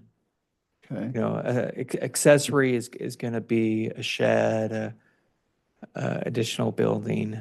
So if you move up that chart of ways to the general section called accessory uses, that's a similar concept. You're talking about a shed. If they would build a shed also with their building, then those would apply. Is that the concept? Yes, everything else would apply. They just wouldn't get the 7 feet. Right, and that does apply only to a mixed-use building. The minimum uses, that's an uncommon term. But I think the interpretation is that the minimum height of a building in the CC zone is 10 feet, which I haven't seen a building less than 10 feet ever, so I don't think there's a concern there. Okay. So a minimum landscape is 10% of the lot. If the buildings are right around the property line in front, then there's the landscaping. You have to have section landscaping in the back. The back, the sides, other areas, yes. If there's no side, if you're building the building, there's no side, you're saying you gotta have 10% of the lot in the back's gotta be landscaped. Correct. Okay. Now, the commercial, if it's in the commercial overlay, there's language to I'm just thinking, to go around that. like maybe where you're going with this, if you're an internal parcel right. and you're adjoining a building on both sides, and you have zero frontage or zero setback on your frontage. You gotta include parking in the rear. Where's Yeah. your landscape gonna be? Parking islands, But you're talking about 10%, stormwater 10% of the areas, whole lot. You won't get that in parking islands. You won't get 10% of the whole lot in a parking. lot. or, area for stormwater, landscape areas. It might make sense on those internal parcels to relax that. Yeah, Anyway, we could add that footnote. I guess my people are making some changes and the changes are good, but does it cause conflict with other areas that we haven't looked at changing? I think that's where the historic overlay comes in, because where we are seeing that building to building is that with no landscape area. That's the only area we're seeing that. I thought you said we're gonna do with historic overlay. Well, that is the long-term plan, but I'm saying as is. But we need to put this in place with the long-term view in mind. Not that the overlay is gonna solve these questions, because when it goes away, the questions raise their head.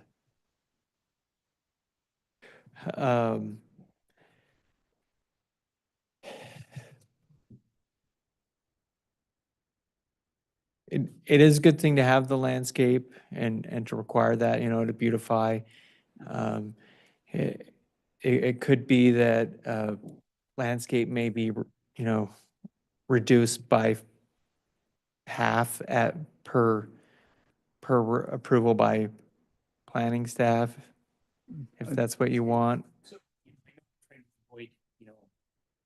changing things based on the applicant, but sometimes I think you kind of have to. I mean, I think having that in as a guideline or as a requirement, I think is a good thing, because I think I agree with you. I think the landscaping is important. But hey, I'm thinking of an example. We built a hospital down in Texas, and they had a requirement that if you pulled up any native plant while you were building the building, you had to replace in square footage that many native plants around your building once it was built. Well, we built a hospital that we had to pull out a bunch of mesquite wood to build the hospital. And then we started putting palm trees in because I considered those native. They were okay to be the replacement. But when we hit 40 palm trees, we realized we're going to have to hit 80 to meet their requirement. And they came out and they said, yeah, 40 is probably good for this project. So I think sometimes it's good to have it, to be able to say this is what we want as the minimum. But there might be a time in the future where you say, if they just really can't meet that 10%, you might say, yeah, you made a good effort and we think it's good enough. I don't know. I found that apart from a commercial street type setting, 10% landscape is pretty easy to meet. Planter beds, things like that. It's not too hard to do. It even could be rooftop gardens, can be landscape as well. So, there is flexibility there. Okay, I like that. I like what you're saying as well. Maybe it makes sense to designate it differently. Because timber, I'm all for let's make things look nice, and the landscaping is a good requirement. It just doesn't make as much sense on those internal things. So maybe there's for the commercial street area, and I don't know, what do we call it when they're adjoined? Like, I'm thinking row houses, but they're not houses. Yeah, I think what we would, it'd just be in the commercial street historic district. I'm talking future language, and we would say when they're on that street and it's building next to building, then it's a different standard. That's what I'm thinking might be more appropriate. Building next to building has this standard. If it's a freestanding building, it has this standard. Yeah, and even with those buildings next to it, you can do small planters, you can do pots. There could be a few things that that could replace that. Also, what some cities do is they do like a fee in lieu, meaning that if they're not going to put in that landscape, then there could be a fee that goes towards like hanging pots or overall beautification on the commercial street area. That's an option. Cities do that type of thing as well. But that's down the road. Let's not go down that for this.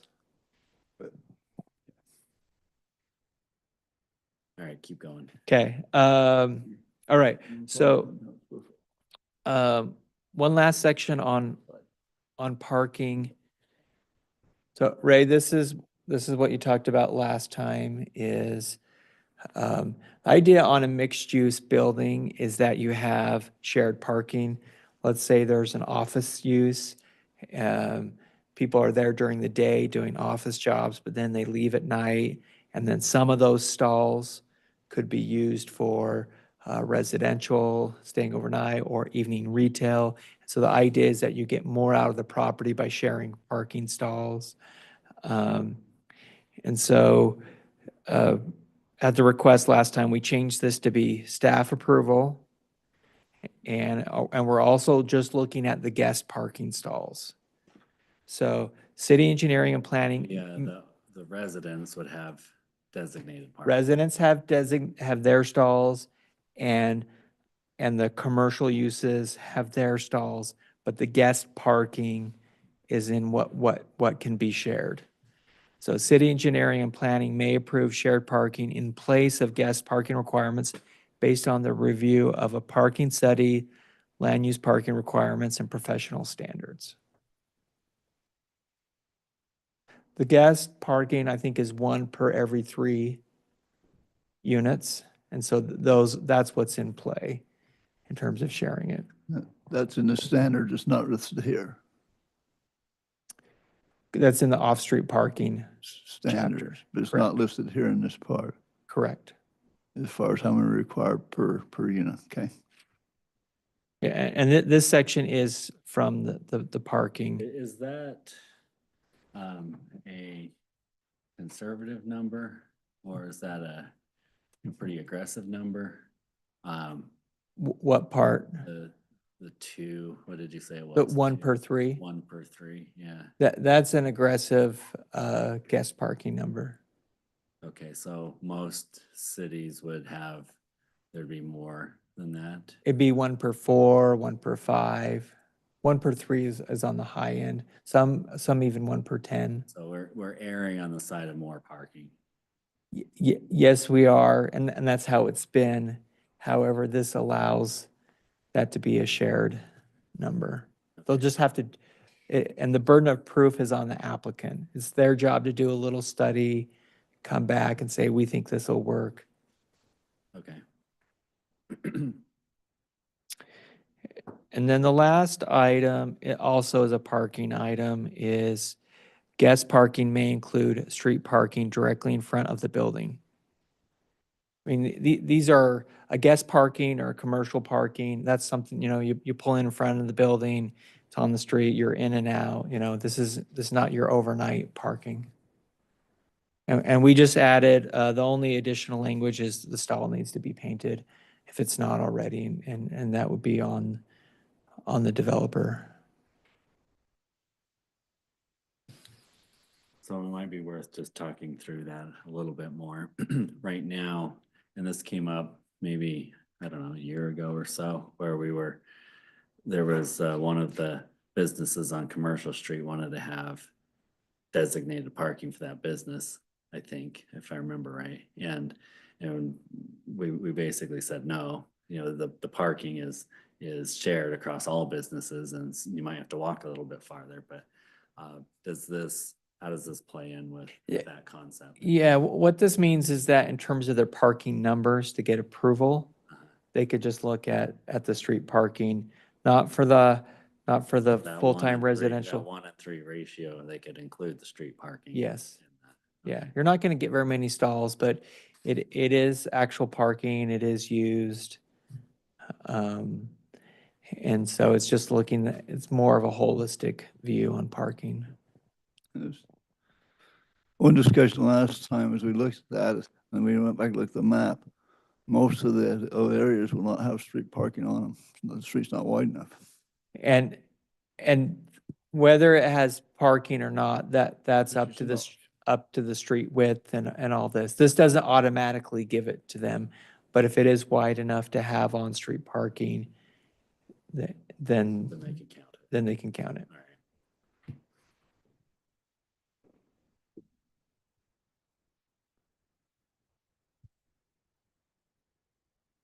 So that's it. Essentially, I went through the CC ordinance and looked at what strategic changes can we make to allow for a mixed-use project and building, get something that's quality, and yet not make it this, entirely new ordinance or all of that, just hitting the key components.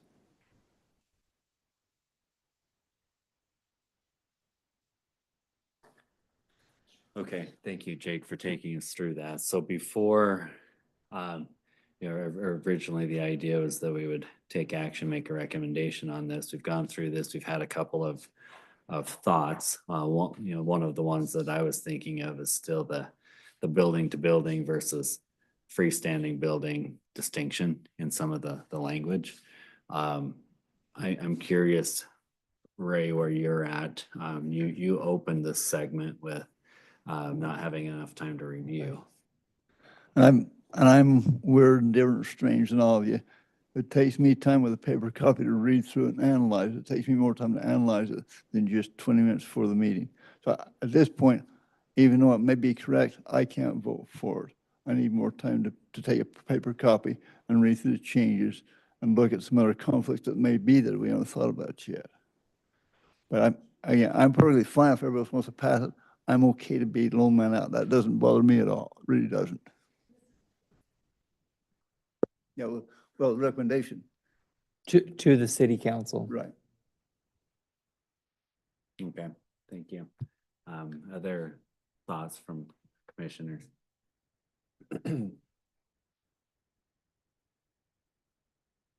don't think there's anything kind of hanging out there that concerns. I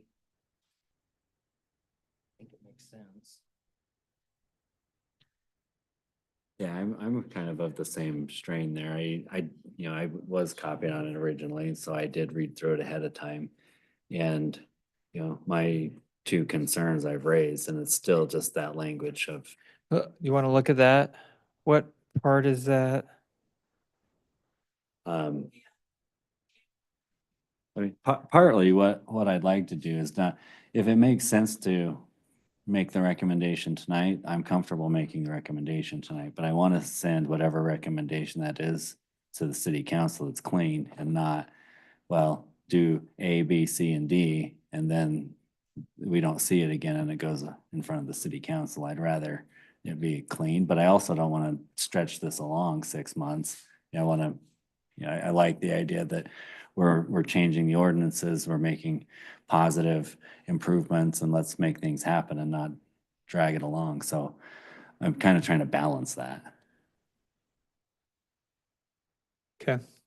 On the 10% landscaping, uh, that is a pretty solid industry standard on that, for standalone projects. On building to building, one, if it's in the historic overlay currently, then that's okay. And on the future ordinance, we'll also accommodate it. And if there is a case where they can't meet that, then we could almost force them to come back to us and really show us why.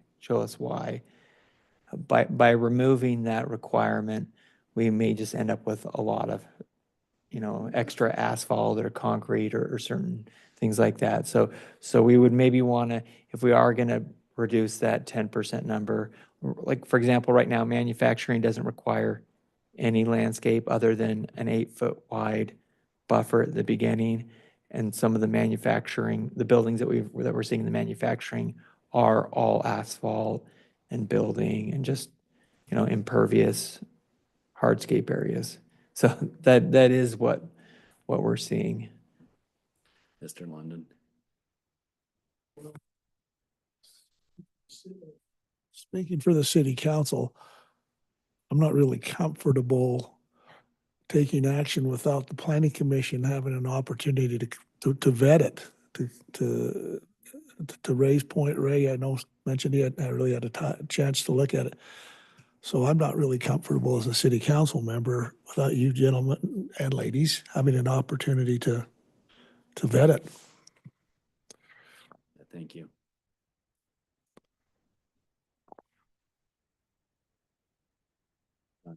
Mark or Jay, any thoughts on your end? Yeah, I'm comfortable with waiting 4 weeks to hear Ray's feedback. He usually is pretty thorough. Seems to be a lot more thorough than me. I mean, we're 4 weeks from now. That's not a lot of time, so I don't have any problem with that either. Yeah, I agree with Jason. We're not in a real big hurry, are we? Do we have any pending projects? There are pending projects, but they waited a few months. It should be what the planning commission feels is they want to do. I mean, you're a body, so. Well, so we can table it. That's one option that you're talking about. Does everyone know what the pending projects are? Can you say that or?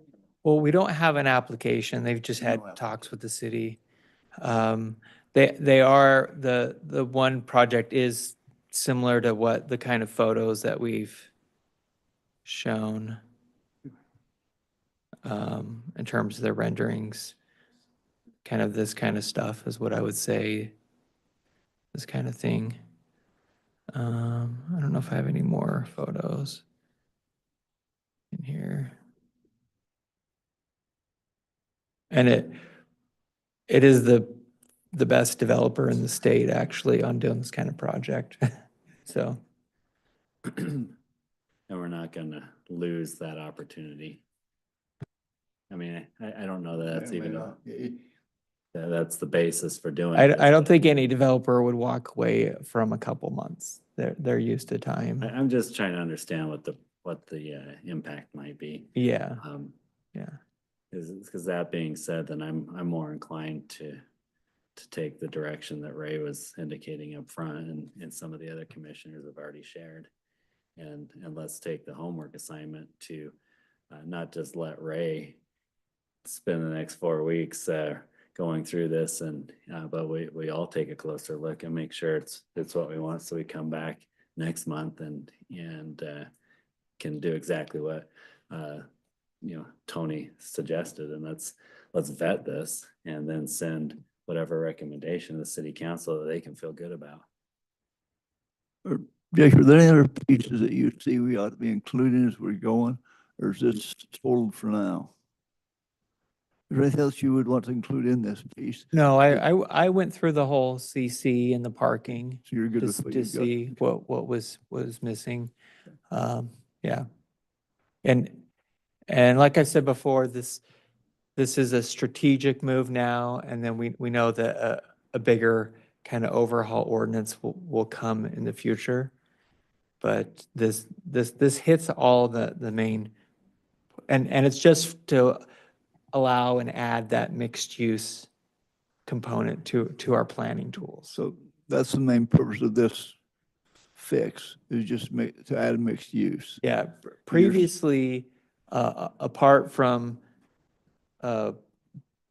looking at the historic overlays and You're- reading a few lines that allowed it at the planning commission direction, nobody could do a mixed use building or a mixed use project in Morgan So, at all. so this Band-Aid fixes the mixed use concept, and later on, we're gonna do a wholesale surgery on the ordinance. Correct.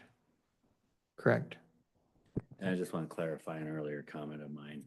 I want to do the right thing. It's not just beholden to whatever money might be out there from a developer. So I just want to clarify that the decision is based on trying to do the right thing. That's what we really want. Yeah, exactly. And that's why I brought up the general plan proposes this.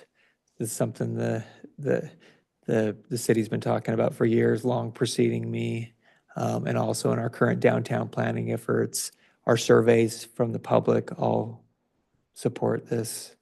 I mean, there's very, very little against the general idea, just it's in the details. So options are out there. We can take action now if someone wants to make a motion. Sure.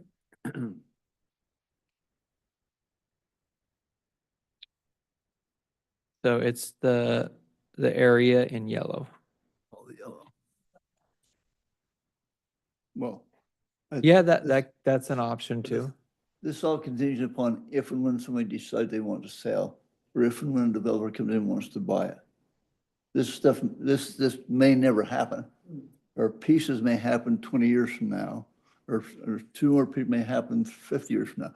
This is the concept that is not contingent upon anybody selling. Fair Park can stay there forever if they should choose to do so. This whole concept is if somebody comes in, a developer wants to, and can find 2 or 3 pieces to buy, they're willing to sell, then he could use this information to build the building. Is that fair enough to say? Yes. Okay. So it's not like 5 years from now, this whole thing is going to turn into the buildings. That won't happen. There's not enough people in Morgan to support it, the businesses. Correct. Tourism. Yeah, everything Yeah. in planning and zoning is initiated by the landowner.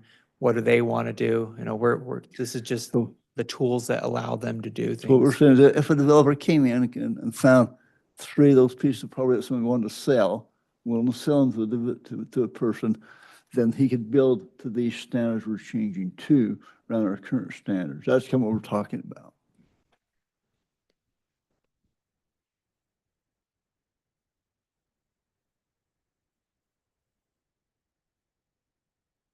Okay, does that clarify it?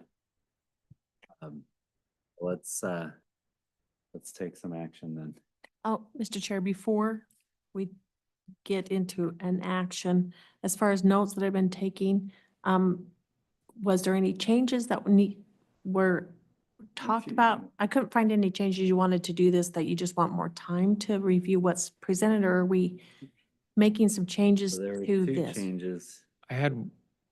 I missed it. I knew we talked about it, but not what it was you wanted to add or change to what's presented. Right here, architectural metal should be compatible with building design, other materials and windows. Yeah, and again, the other one, I feel like I'm beating a dead horse on this one, but the distinction between building to building and a freestanding project. For me, I think the standards are, it feels like it's a different type of project and the standards should reflect that. I mean, more than just the landscape. You're talking about the setbacks? Yeah, setbacks, landscape, you know, whatever else might apply, but. And if it is going to be, then we can clarify, you know, the landscaping in lieu of the 10%, you can have the rooftop landscaping or hanging baskets or, you know, whatever, just so somehow, some way that it's that clear what the options are. Okay, so that is what the building next to building or freestanding, I mean, I don't see writing a whole different section for that because it's all the same. It's just whether it's together or separate. I can add something to the landscaping that, in lieu of, it could be replaced by rooftop or some other things so that we're still adding to Yeah. that. I think landscape's awesome. I think we need it. I do. Okay, I'm just seeing in a 10,000 square foot lot, if you have zero side yard setbacks and zero frontage, and you still got enough, leave enough back for parking, you put a substantial building there, I'm not seeing where you put the landscaping. Even though I think we need some, I'm not, in my mind, I'm not seeing how that happens. okay. I'm gonna add a note here. And even in that case, just to throw in, it almost feels like gratuitous landscaping in the back. Well, Where look it at doesn't some of these benefit. multi-use buildings that have that step back. They do a lot of landscaping up and down. And that's where it makes sense because that's where it has the visual appeal. possibility. It could be up above, and then also certain utilities, for example, gas, which is now Enbridge, they bought Dominion. They require a certain separation distance. So there may end up being 5 or 7 feet on that front setback for utility. Utility reasons. And, you know, that's a great place to have Sure. flowers and grasses and plantings and all that. So outside of that, those three, so that's the second change that's just been on my mind. My one thought change, Jake, would be, under the 10-14-050, under the E, we added the verbiage right there, that one. Okay, I would almost say, instead of saying a metal finish service is not allowed in commercial zoning districts, however, I'd almost, if we're gonna allow them, I'd almost say, take out the metal finish is not allowed, I say metal service is allowed if it's architectural metal per city planner. okay. Instead of saying it's not allowed, say when it is allowed. It's more positive statements than a negative statement. So you're saying, let's take out this part. You can leave it, you can say, you can leave the metal finish. Take that back off. No, take your, I'd say a metal finish, Yeah, finished surface is, take the word not out, okay, allowed in commercial zoning districts if it's architectural metal or when architectural metal is used and is allowed by city planner. okay. Just take the word not out and you need to change verbiage. Said the however, commercial districts, Well, okay, when it's architectural metal per city planner. okay.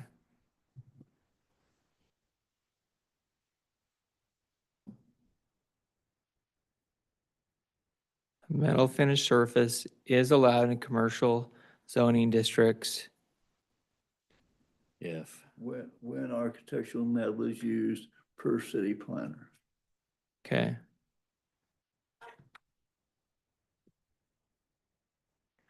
Architectural metal. So, Mr. Chair, um, Okay. I'm not sure if I like that language either, because it says if you use architectural design. So that's telling me I can have a metal building as long as I use some architectural design Right.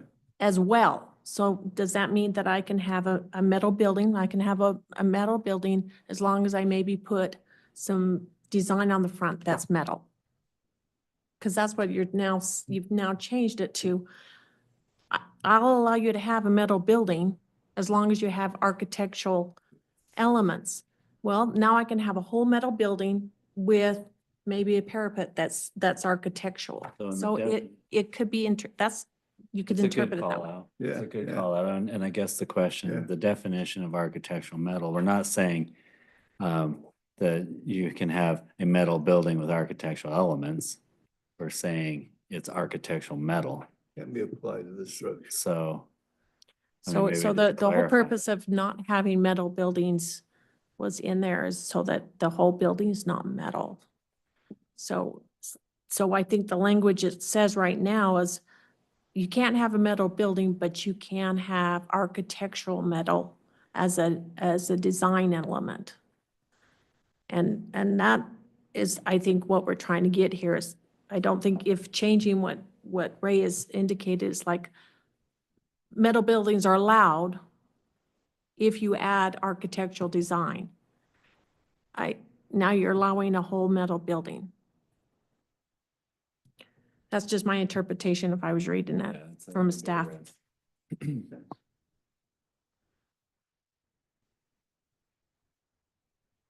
Do we want to go back to the original statement?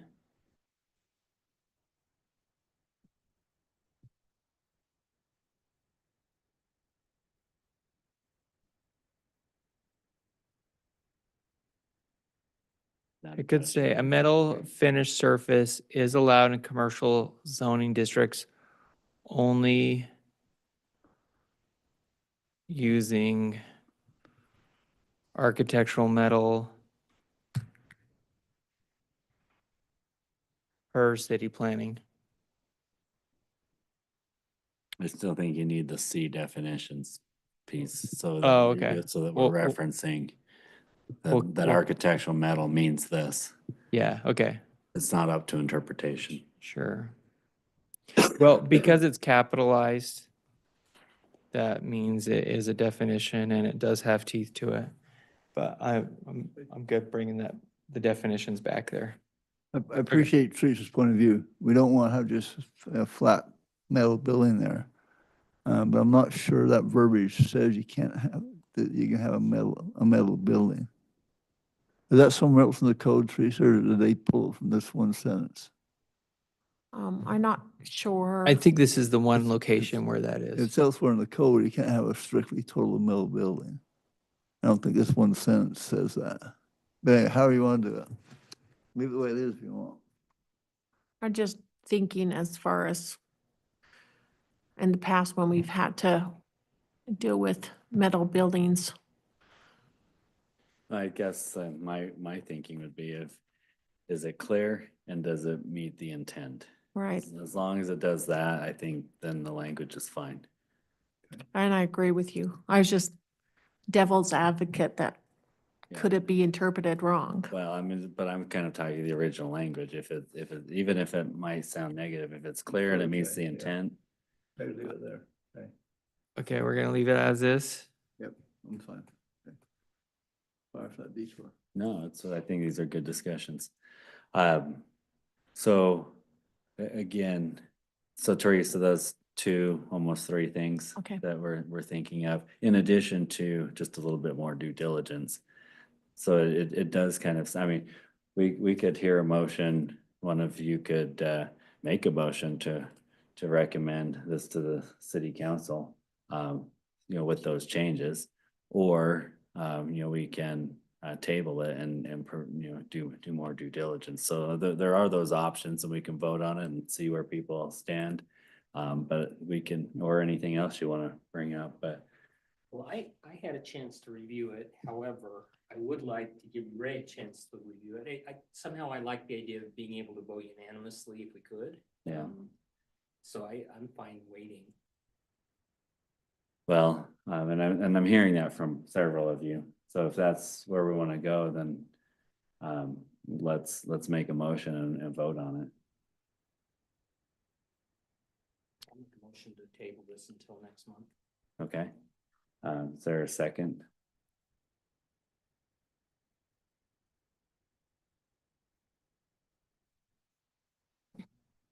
All right.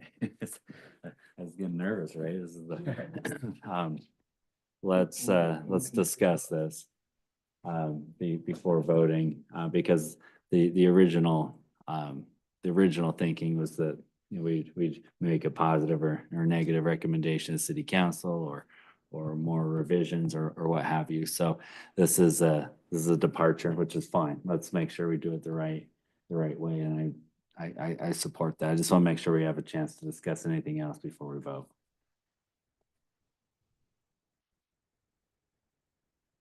All right, well, motion's on the table. Let's vote on it as outlined. So all in favor? Looks like, yeah, I got the online. Yep, I saw you, Jay, Mark. So that was unanimous to table this until Okay, next month. great. And that comes with the condition.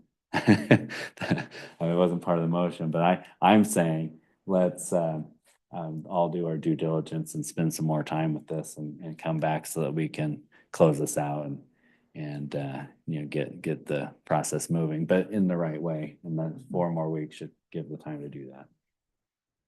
All right, we'll move to the third agenda item, which is where we focused on during our work session.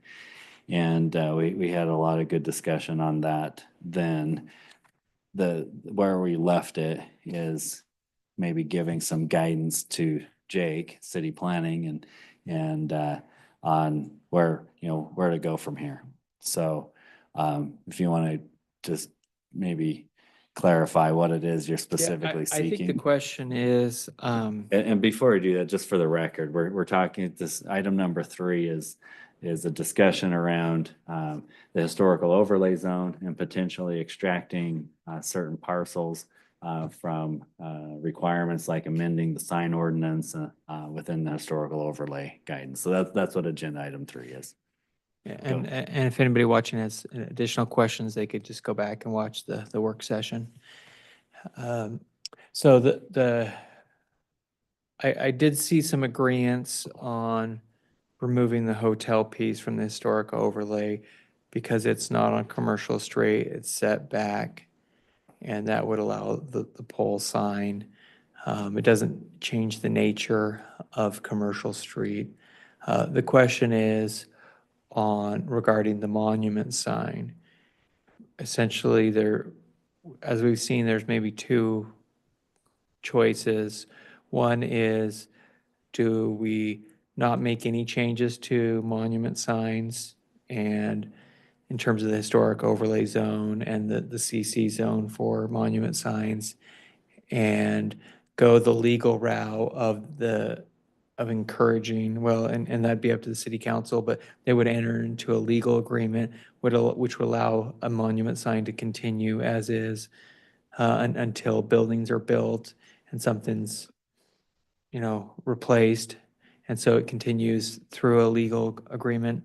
Or the second option is, do we change the ordinance to allow for monument signs and historic overlay and also allow for a monument sign if there is a continuous easement, you know, connecting that property like it is. So you have to have legal justification and support for that off-premise monument sign. Those are really the 2 routes that I think that were presented.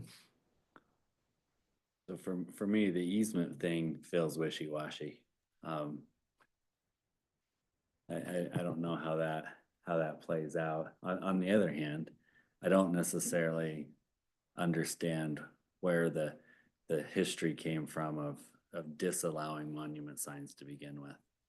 You know, in the sense of how that might take away from the historical feeling. I'm not a history, you know, professional when it comes to what makes it historically accurate or not, but and maybe someone who is can help me understand that perspective more, because I don't, to me, the monument sign is less of an issue.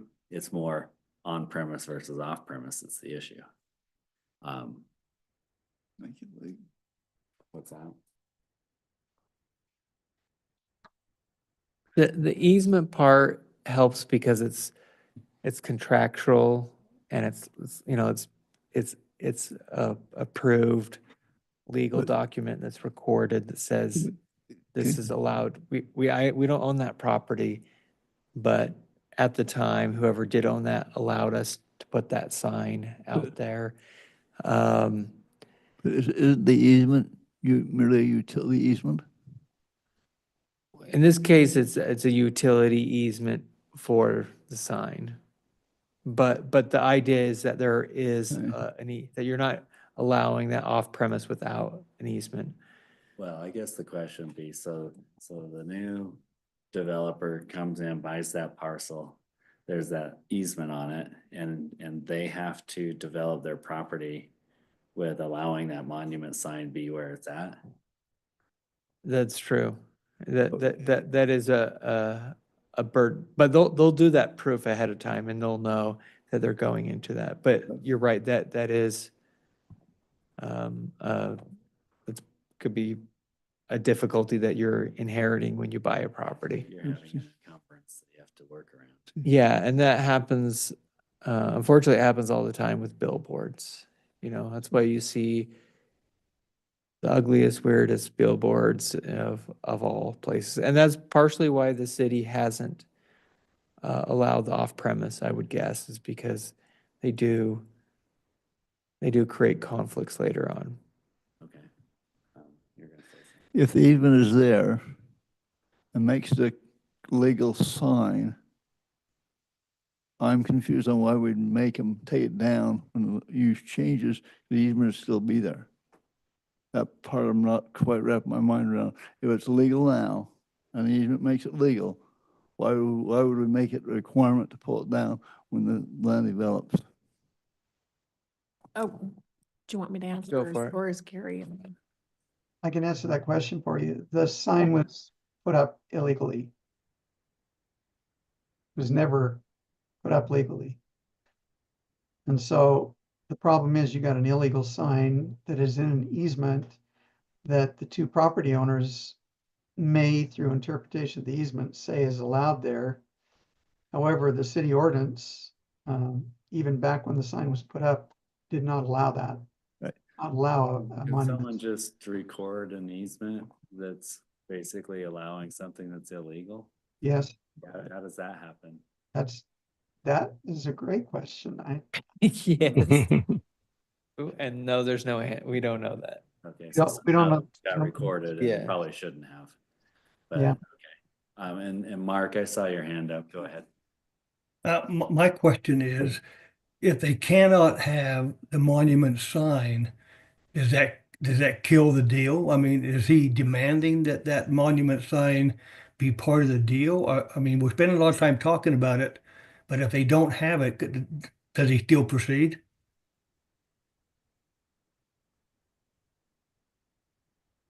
That we don't have an answer to. I mean, he still proceeds with it. They bought the hotel. The hotel is functioning and it's purchased and they're waiting for your decision to see whether or not, I don't think the monument sign is a make or break it situation. But at the same time, the city wants to accommodate if they can without making it a totally unusual situation specifically for this use.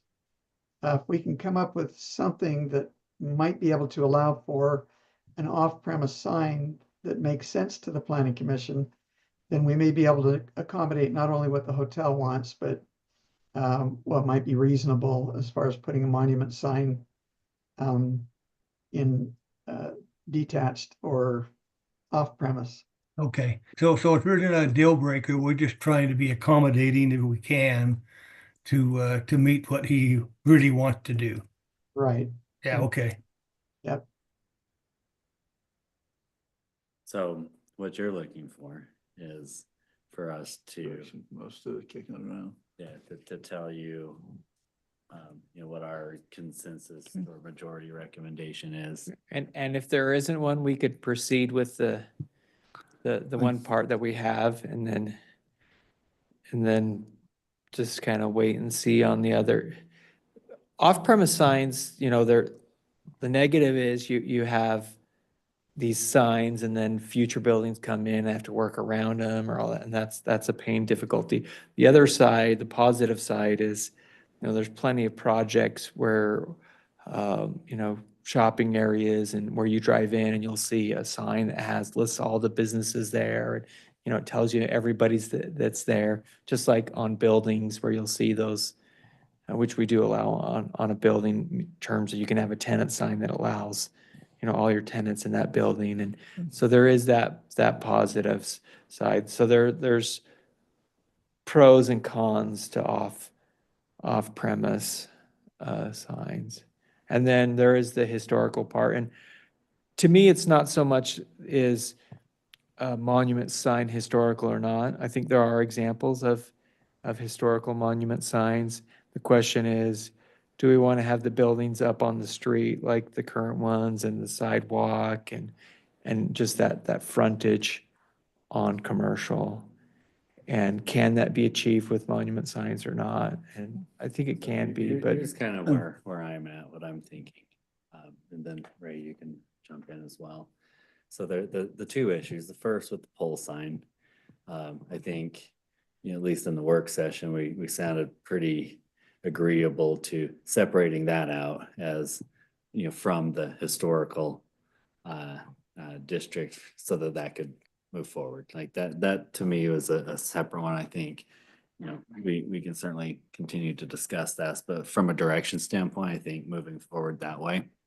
The second piece with the monument sign, in practice, I'm very comfortable personally with the monument sign. And on premise, and if it's a multi-tenant project, then having some sort of multi-tenant sign is okay. And maybe that's the way to, where this is in the parking strip. Is that what you said?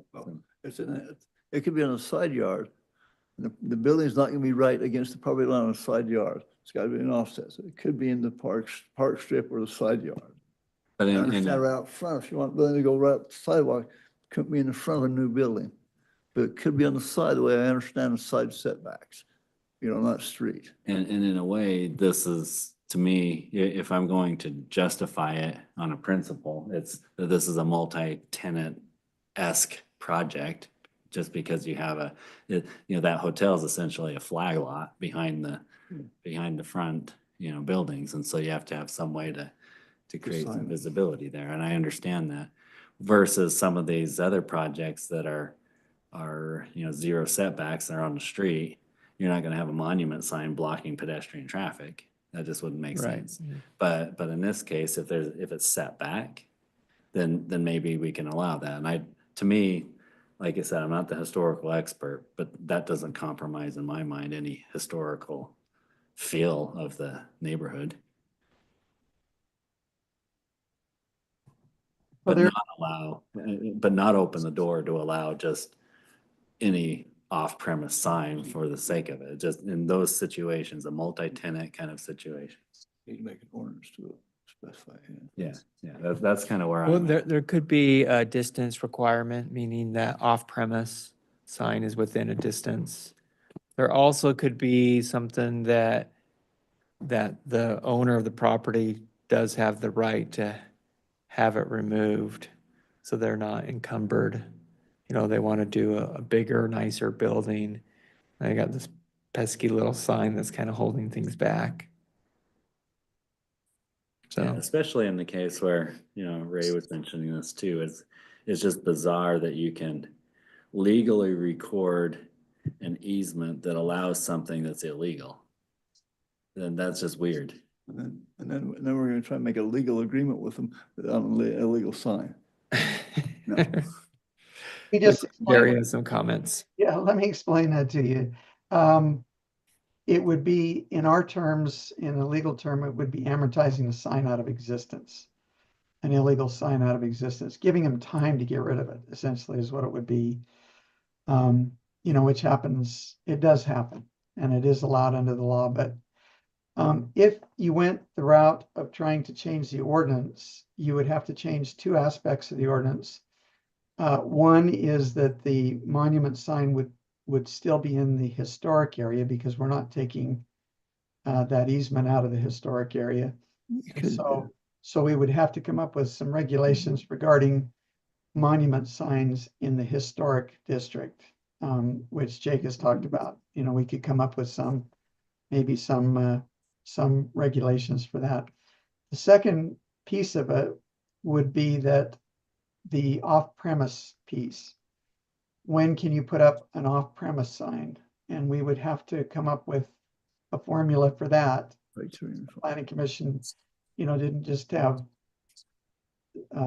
if you feel like it, you can do it. If you don't, you don't. We would put into place some regulations. So two sets of regulations. One in the historic district saying when a monument sign would be allowed and what types of monument signs would be allowed and when. And then the second piece would be off-premise signs, when they would be allowed. So that you could actually use both of those pieces to be able to approve a monument sign for the hotel. That's well articulated. Thanks, Gary. And to me, that's the direction. That's the direction. Okay. I can summarize my direction. I would like to have us take the motel property out of the historic overlay zone.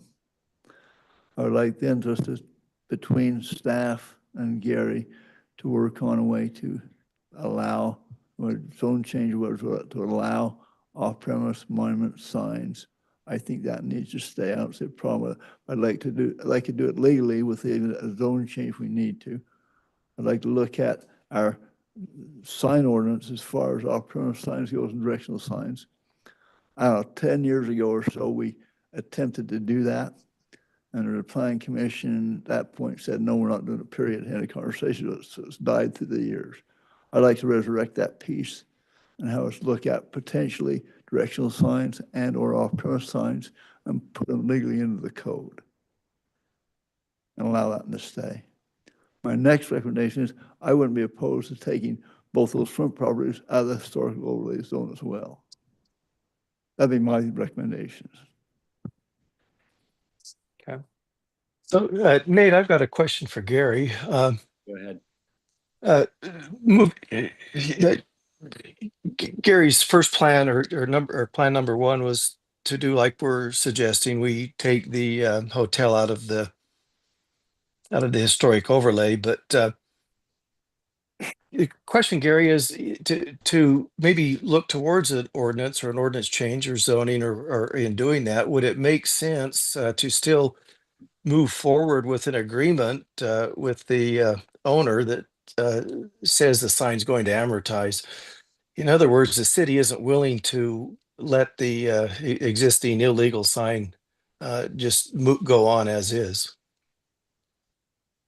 Yeah, the city would then need to determine a termination date for the amortization, and what we're thinking is probably, in fairness to the new owner, and maybe the date that the new owner of the two parcels up front determines to build a building, then that would be the date. But yeah, I don't see a problem with doing that. I think it recognizes for the moment that we can't allow an illegal use or sign to just carry on. And then I guess follow up to that question, if the owner says, I'm not going to sign it, then what do we do? Well, it's really the city's option, not the owner's, as far as that goes. But I think the Well, owner, you just enforce the ordinance, I guess, if he doesn't assign an agreement or go along with it. That's what you do. I think it'd be interesting to see what we can come up with, as far as an ordinance goes, that may look at, that looks at monument signs in the historic district and looks at off-premise signs, and see if we can come up with something, that may not be too broad, that may fit the situation. And I realize that we don't know how it was approved in the first place or why it was illegally approved, but our intent is not to penalize the current owner, because of it. They've got an easement from the past owner of the front parcels that, looking at, they may say, oh yeah, this probably allows us to keep that sign. They probably even didn't even think about it, but it comes down to the fact that there was one owner that was involved in all parcels of property, and it was easy to do at that moment. yeah, it was a kind of a no-brainer. Yeah, go ahead, put the sign there, no problem. Yeah. And that's not, sometimes happens in cities. And so we end up in having to deal with it, but we can do that. We can do that. So. Jay, your hand's up. Yeah, my thoughts are the monument sign doesn't even seem to be logical, really. It seems more like it seems like a wayfinding type situation. In the one picture we saw, it was almost covered with weeds. It's not like the sign really matters in reality.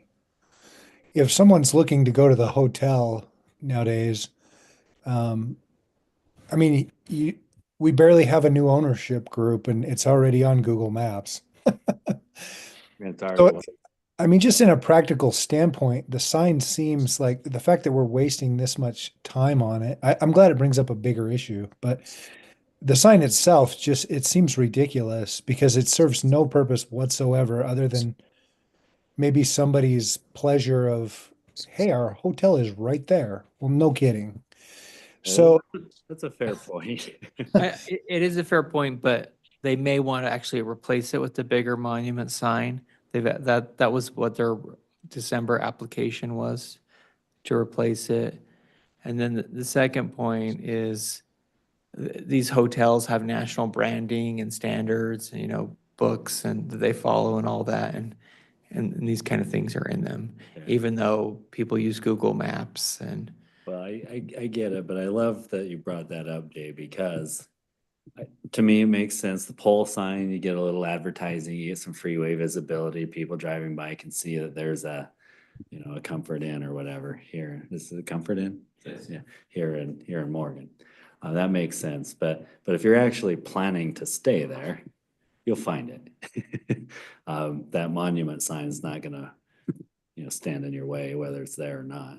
Well, and I just feel like the better case would be like, okay, maybe there's a chance somebody cares or they're passing by on the freeway and they see, oh, there's a Comfort Inn, I'm tired. I'm going to pull off the freeway.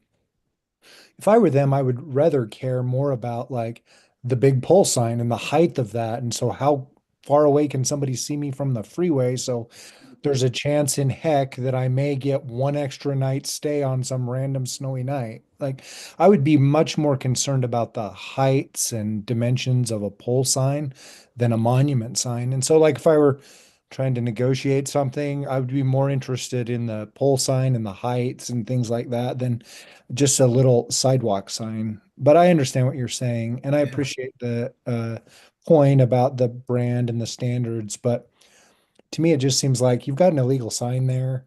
We're wasting so much time on it. The sign needs to go away. It's illegal. If you're just going to change it out, change it out. We're not going to enforce it anyway. That's clear. So I don't know. It just seems like a lot of chaos in my mind for That was exactly my earlier comment. It just seems like it's redundant to me in a lot of ways. So, But it's illegal. yeah, it's illegal, and just like Jason has said, It's not like it's, the hotel is hidden someplace back in the trees and they can't see it from the street. I mean, yeah, anyway. I mean, I guess what's the downside of just letting them do what they want? If we actually cared about the monument sign, we would have taken action. So like, I guess it's nice and courteous of them to come to us and ask for permission, but if they do whatever they want to the monument sign, we have a track record of not doing anything about it anyway. And I guess that's why maybe I'm more inclined to go down the recommendation that Gary was talking about, where you amortize it. It's a known illegal use. We're basically phasing it out.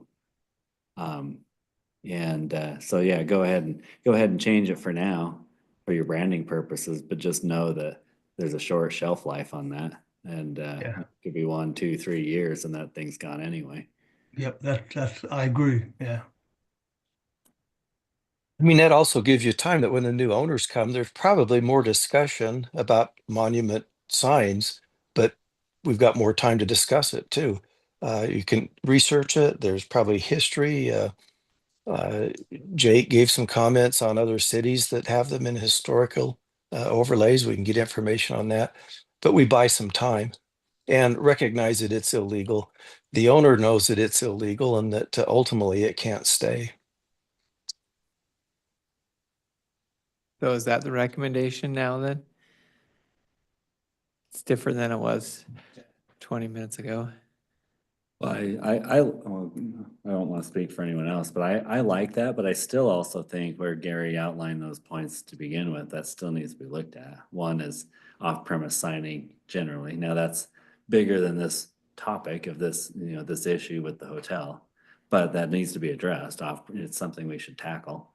And then, monument signs and the historical overlay. Okay, so the recommend, if I understand this right, encourage the city to move forward with a legal agreement to phase it out, and then follow up on updating the sign ordinances and getting that right as well, which affects everybody That's how I see it. in the zones. Yeah, Okay. everyone else can weigh in, but that's how I see it. And like, for example, looking around the city where you see who would ask for an off-premise sign. For a good example is Napa might be one that would ask for one. Because they're not on State Street, but to have a sign on State Street might be beneficial for them. That's an off-premise sign. Canyon Collision. Yeah.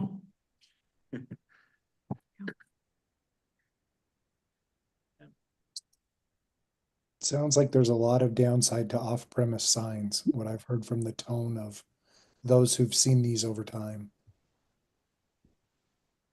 Yeah, but part of me feels like, I understand the wayfinding aspect of it. I do.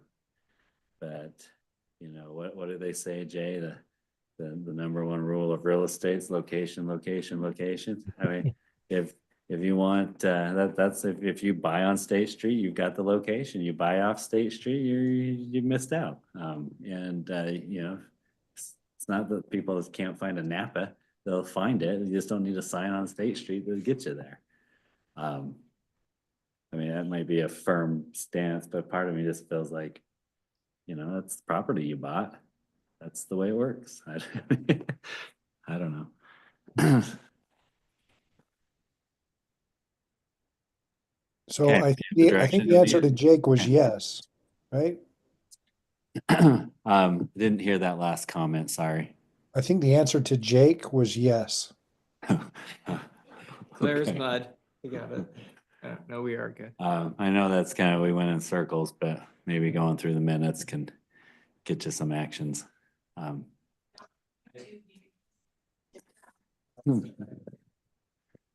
Any other discussion on item number 3?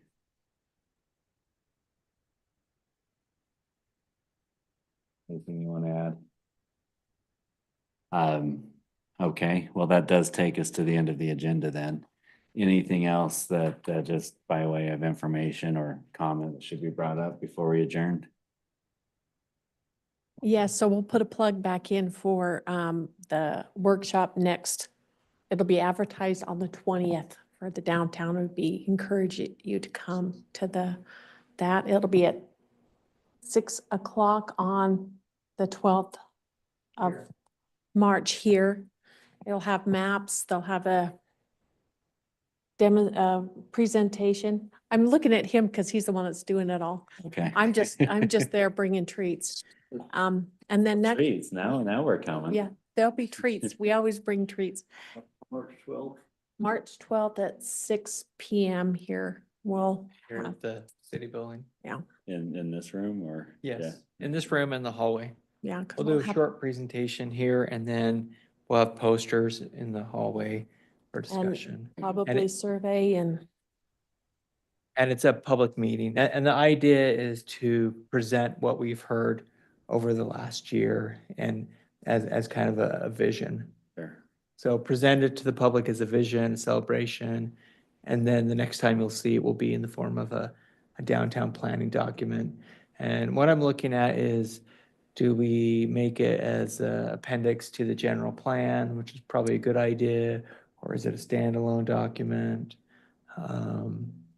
And I do like it when, cities don't always do this, but I do like it when a downtown plan is adopted because then it's a little bit more formal and says, we like this, we want to do this, we voted on it.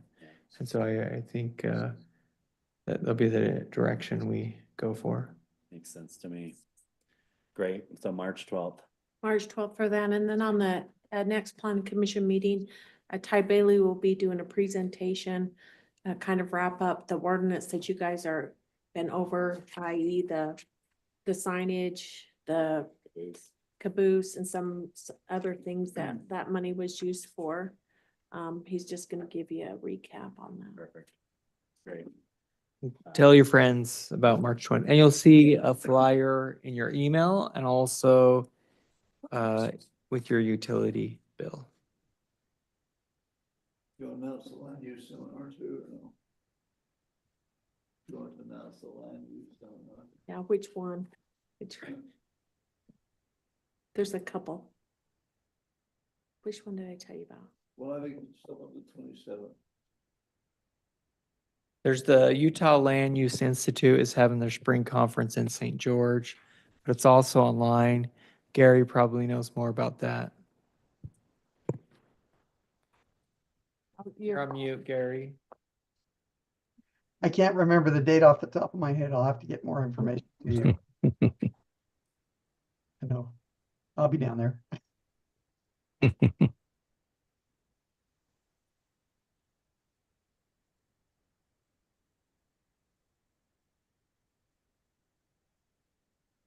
What kind of help? That's that.